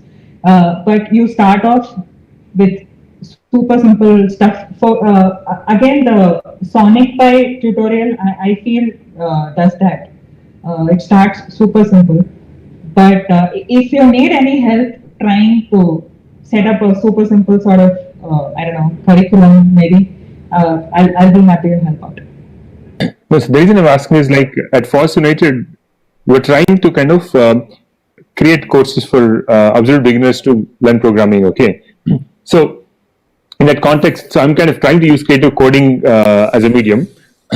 But I was also exploring if you can actually try Sonic Pi, but I couldn't really kind of convince myself, probably because like my knowledge is quite very limited about what is there. Maybe I think I'll catch up with you offline to discuss about those ideas. Totally, yeah, happy to. Thanks. yeah, thanks Anand, thanks Meera. So anybody else have any question? Yeah, just to add to that, like I think Sonic Pi is great, but I think I don't know if it's compatible with the web platform. So there's this another tool called Jibber, which you can run on the browser. So at least the setup part of things becomes really easy. Could you please share a link in the chat if you don't mind? Sure. and the language is a subset of JavaScript, which again, like, you might want to understand programming, but again, like, because it's a DSL, it makes getting introduced easier. Great. As in fact, I was about to ask if is it easy to run Sonic Pi in the browser? No, I don't think it's possible at the moment. Great. Okay. I think that would be an interesting project for someone to try. Yeah, that one another thing is which I would like to work on personally is collaborative live coding. So something like a glitch. I mean, where multiple people can change code at the same time, and you can actually see what the result is. So like a live coding collaborative for Sonic Pi. That would be interesting. I've heard of Jibber, Ashish, and I've also seen it's a really cool tool. I've also seen it in the context of I think ray tracing or ray marching, like computer graphics, that sort of thing. I had a friend who recommended the same for it later. Yeah.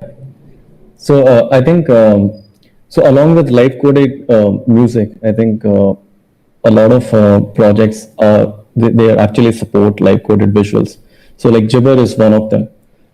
So like p5.js, you can also use Jibber to live code visuals and just easing into creative coding in a way. Yeah, there are many tools. Yeah, P5JS sound is also there if I'm not wrong. So, Yes. But it's not as easy as actually a Sonic Pi, right? I mean, it actually starts as if like you create an instrument and say like this is going to do a loop like this, and so that becomes like a lot more natural than P5 sound. yeah, I guess I'm afraid I haven't tried it out too much. But P5JS is great for the visual aspect of it. It's pretty great.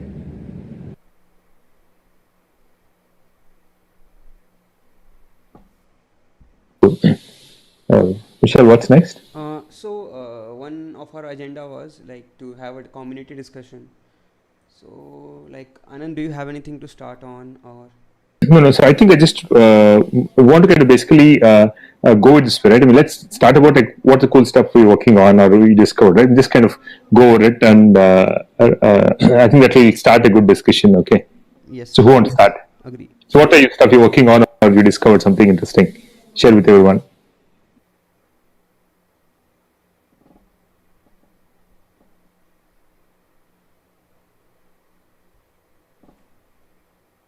I'll start.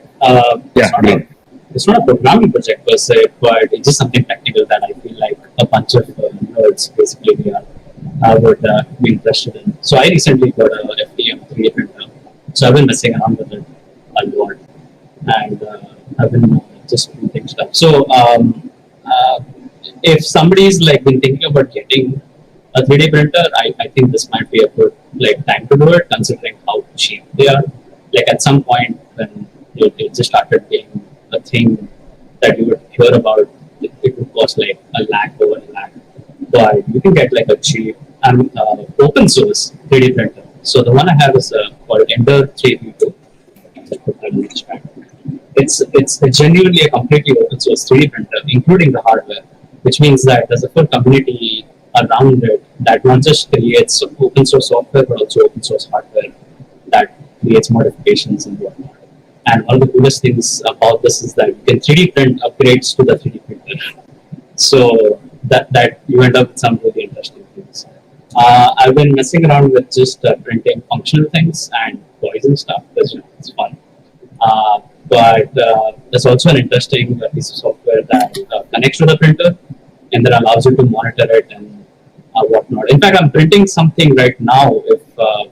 If I can get screen share, I can just quickly screen share what I'm printing right now, and like just kind of show you guys. It's just really fun. I just feel like a kid again, just messing around with toys.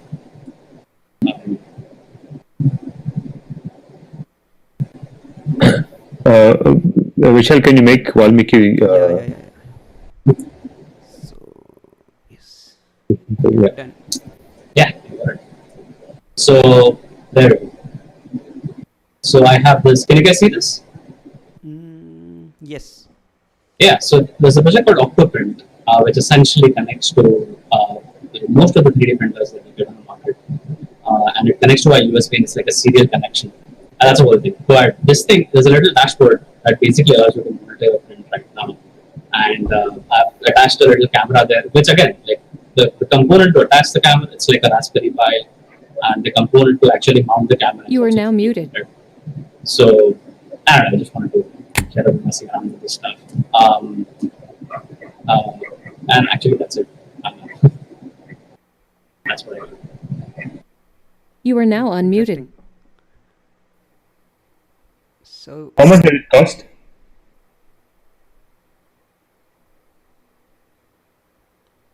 Valmik, how much does it cost to buy this one? Sorry, guy, I missed your message.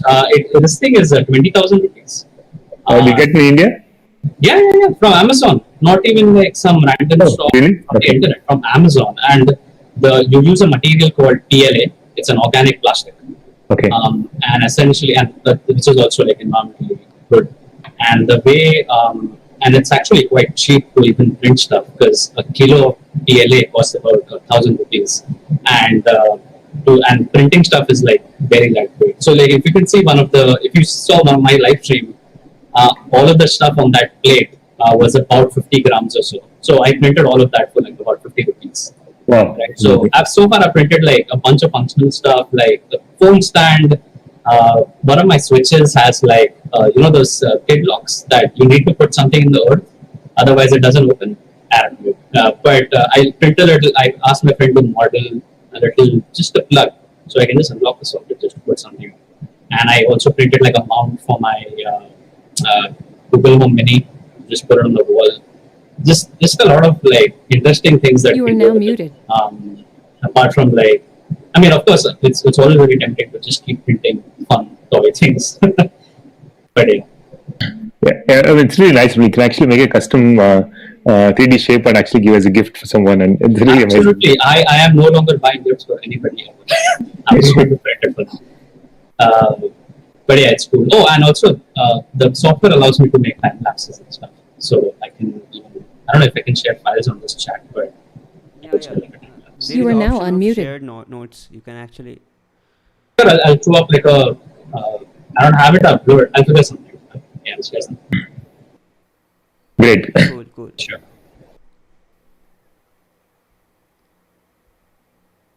Anybody else have?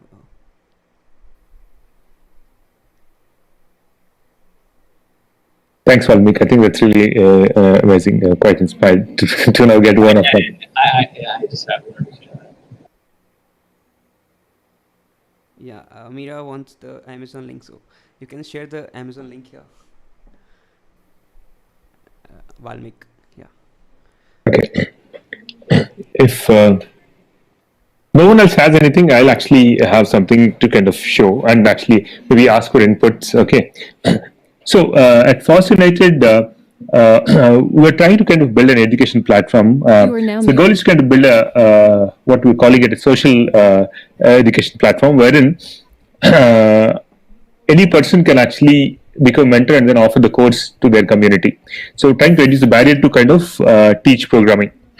And the way we're doing is, one, there is a platform, we're also building a course. The course idea is to kind of teach programming through creative coding. So we picked Python as a language to kind of teach, and not really focusing on the syntax, but actually trying to explain why they need to use functions, and then how actually loops works and when to use all that. Okay, I'll quickly kind of show a simple demo of what you can doing to give a better picture. Vishal, could you please make me a presenter? Yeah, sure. Yeah, done. Thanks.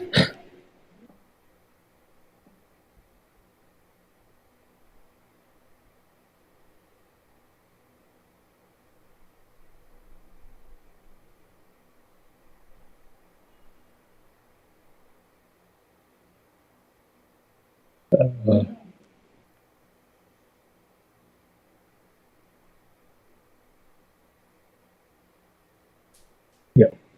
Can you see this on the screen? Yes. So this is a live coding environment where people can actually write some code and actually try running it and see. But the interesting thing is now we can actually uh, draw stuff on the screen and see. For example, this is a code that basically draws 10 circles. Okay, so for example, in the beginning we explained that it's drawing circles 10 times, but it's drawing at the same time. To see 10 different circles, you have to change either X, Y, or D, right? So you can change X. Okay, so you can interesting things kind of happens because you can try changing Y instead of X. That would give a different thing completely. Okay, now what happens if we change D? Okay, right? There are some issues here and there. So if we change D, it actually becomes a concentric circles. Okay, so this kind of becomes a very interesting way to kind of learn about ideas like loops, functions, and variables. So goal is not really to kind of go into advanced concepts, but kind of for someone who is completely new to programming, make them walk slowly with programming ideas without overwhelming with syntax in the beginning. So this is what we're kind of working on. The idea is once we kind of build some tools where mentors can actually see the progress and then give exercises and then see how the people are kind of learning, etc. Someone can actually take this thing and able to kind of run a course in their own community. So that's the kind of idea that we kind of have. So for running this, we actually built a tool called Live Code. If you can write a Python code, let me kind of make it slightly bigger, and run it in the browser. It will actually runs it behind the scenes. For example, it's actually looping over and actually sleeping for a second. So it actually runs and then streams the output to the browser. Other thing we have is you can actually do stuff in Canvas. Okay, so this is a program that actually draws concentric circles at a random diameter and multiple of them in a grid.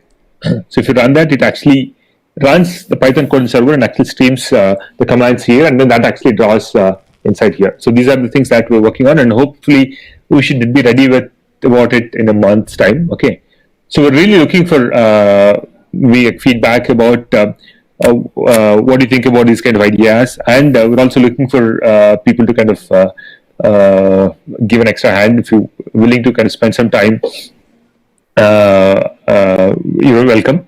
Please get in touch with me.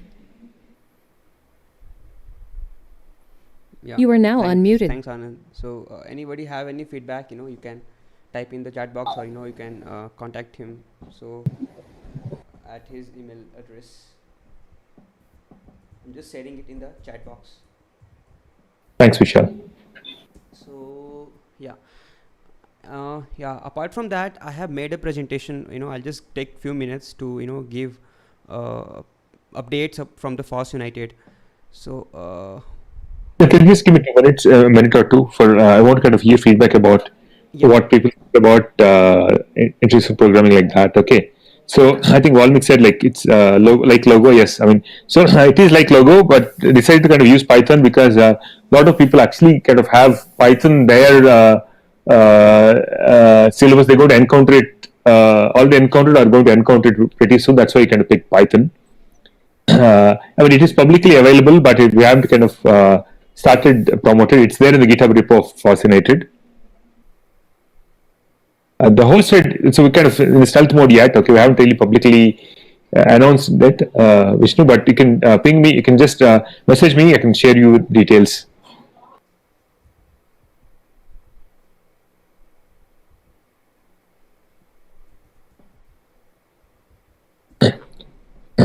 Yeah, so the one question is like, why are you not going with something like Scratch?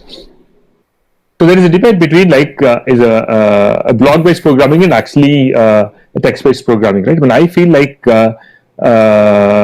text-based is easy to kind of transition. Okay, so last year, like I kind of spent 3 months kind of trying to teach programming to kids, and we started with something like block-based and actually block-based and hardware. We were trying to kind of do with microbit, BBC microbit.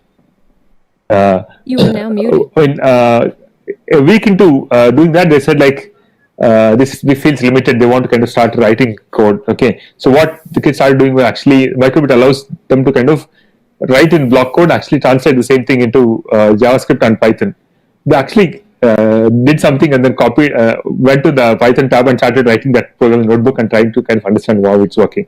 So I somehow felt like that may be a good thing. Okay. So what I feel is like I think there are multiple ways people learn, and some things work for some people. Okay. So what I felt is like let me try with this and see if that adds any value. Okay. I'm not going to say that block based is not like Scratch is not good, but I feel like the focus really on actually creating a scenario where actually they understand why writing a function makes sense, okay, why using a loop makes sense, etc. And I felt that it's really hard to kind of create that environment with Scratch. At least, like I would say, like probably my limitation with that. Okay.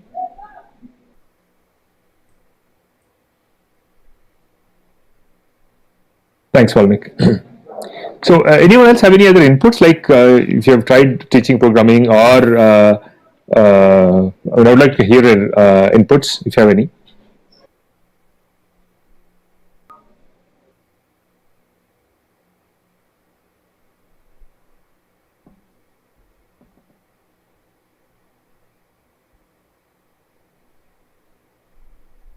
Can I speak? Yeah, please. So one thing that I have heard from a few friends who tried to learn a programming language outside of school or university was that they missed the part about algorithms and programming logic. So I think that's important to take into account, because usually when we have any courses, they usually teach the language, but the part about the logic itself, it's not so good, and then people tend to give up. Yeah, thanks, Julian. I think it's a very important point. Okay, and I'm very kind of conscious about that. So that's reason kind of not really introducing programming language per se, but actually trying to see as a tool to kind of draw stuff. So people actually draw with actually drawing a circle. And explain how a circle looks, right? You have x, y, and d3 and what they mean, etc. So you don't really see any syntax really, right? You just kind of say how to write a function. It's a little bit of syntax, and then there are challenges for them to kind of try. Okay, so once they kind of get into, let's say, loops kind of stuff, I ask them to kind of try things like draw a series of circles: 1 circle, 2 circles, 3 circles, 4, 5, and 6. Right now, it kind of forces them to kind of think like, how do you kind of write an algorithm for doing that? Okay, it's not really kind of going deep into algorithms, but make them to kind of think logically, and then like how to think like a programmer at a very basic level. Okay, the goal is also not to kind of make this very comprehensive course, because I want to also have a sense of quickly, so that they get excited and move on to this course. This course is an introduction course that can be done. Let's say if you're spending an hour every day, etc., you may be able to finish it in a couple of weeks or a month at max. That's the idea. But what you said is really right. I mean, people get so much lost in actually the syntax and other stuff, and don't really get to kind of appreciate the fundamental ideas of programming. How do you kind of think through like a programmer, and the writing functions, thinking through logic, etc.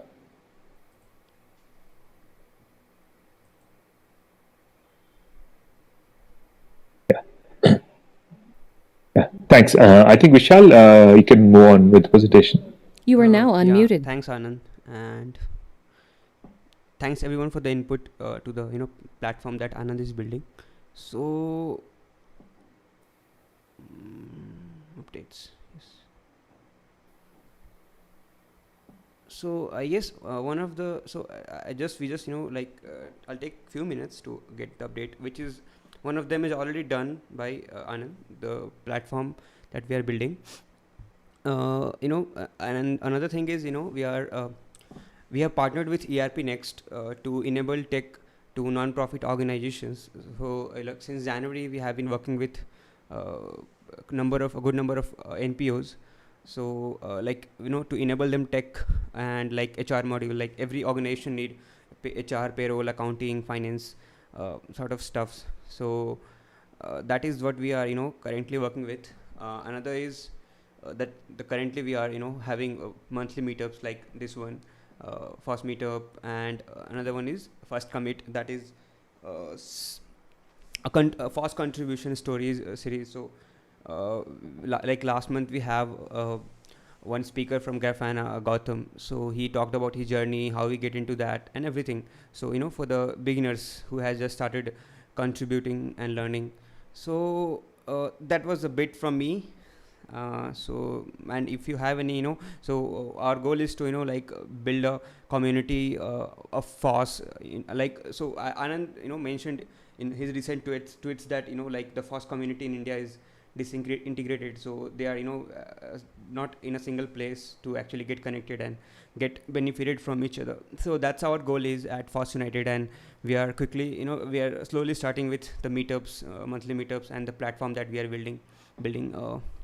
So thanks everyone for joining, and thanks Anand, and especially our speakers Shivani, Meera, and Karan. Thank you for joining. And if you have anything in as a feedback, you can unmute yourself and talk, or you can type in the chat box. I hope this experience was smooth with the FOSS meetup, and we'll meet again in our May meetup. And also if you know somebody who can speak at our upcoming meetup, you can ping me at vishal@fossunited.org. So I'm always available there, or on my Telegram. So thank you for joining, and like I love your suggestion for the next meetup if you find that we should improve in our upcoming meetups.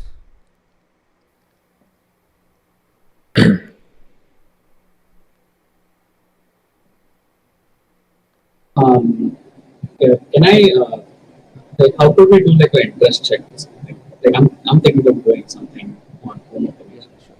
Yeah, sure. But like, is there a way, like, I can check for the interest, like, if people are interested in?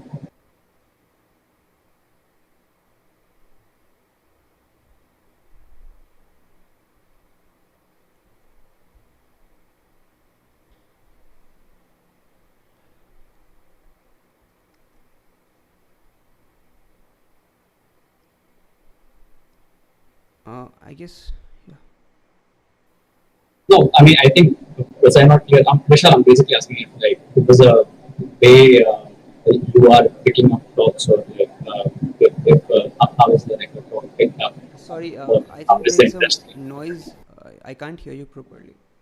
Oh, how about now? I'll type to the chat. Yeah.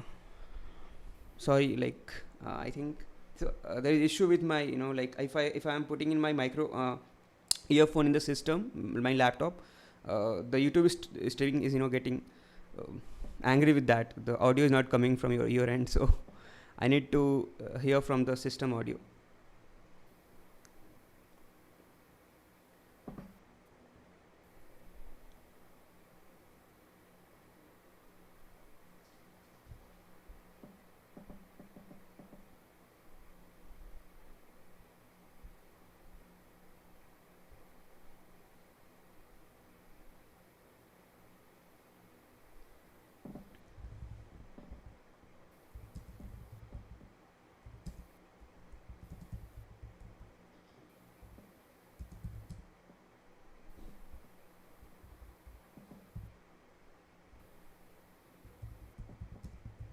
Discuss. Hey, guys, I think you just unmute and speak. It's probably faster than actually typing a long message. Yeah, I That think box. so. Yeah. Yeah, Walmik, I think if you easiest way to check is like you can post in the forum or Telegram group, start a discussion, okay, and that would turn into something, and then you can decide to kind of have a conversation, okay. And if you have some leads and kind of want to kind of discuss something, you can maybe kind of give a 5-minute presentation in the next meetup, okay. If that doesn't work. Yeah. So I'll share the forum link if someone have any feedback or anything to share. We'd love to hear from everybody. I'm just sharing the link.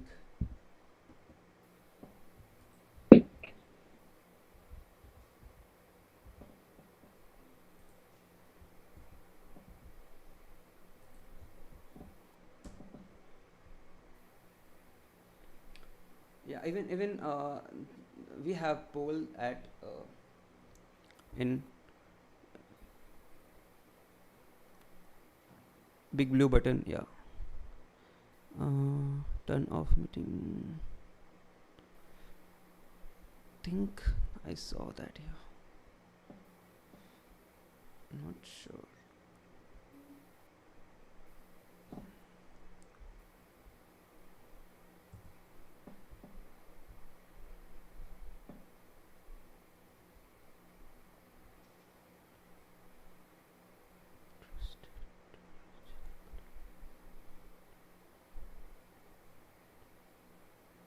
Yeah, Telegram has polls, and I think in first commit we've been using polls for some stuff. We never tried that in FOSS channel, but we've tried that in the other one.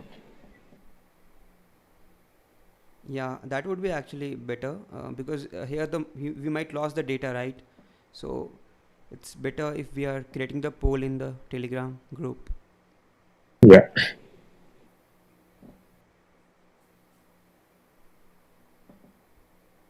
Yeah, I see the options, Meera. Thank you for the polling. But again, I think I'll just share the link. If you are not in the Telegram group, you can go there and create a poll.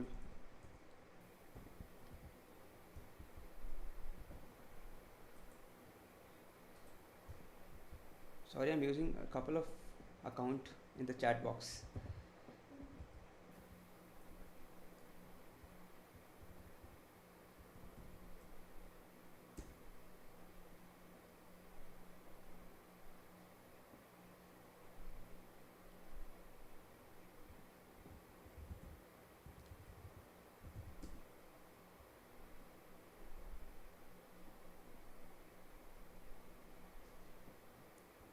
Yeah. I think Vishal, can wrap up? I think we're done.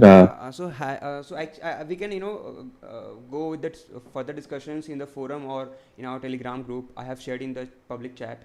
So thank you everyone for joining today's session. It was wonderful, learning from all the speakers and the feedbacks that we get. So we'll meet again next month. I hope it's at 8th May. So thank you for joining. And we have so in case you want to see this video again, so we have all things in YouTube already. So you can just check out our YouTube channel. Thank you. Yeah. Thanks a lot for everyone for joining.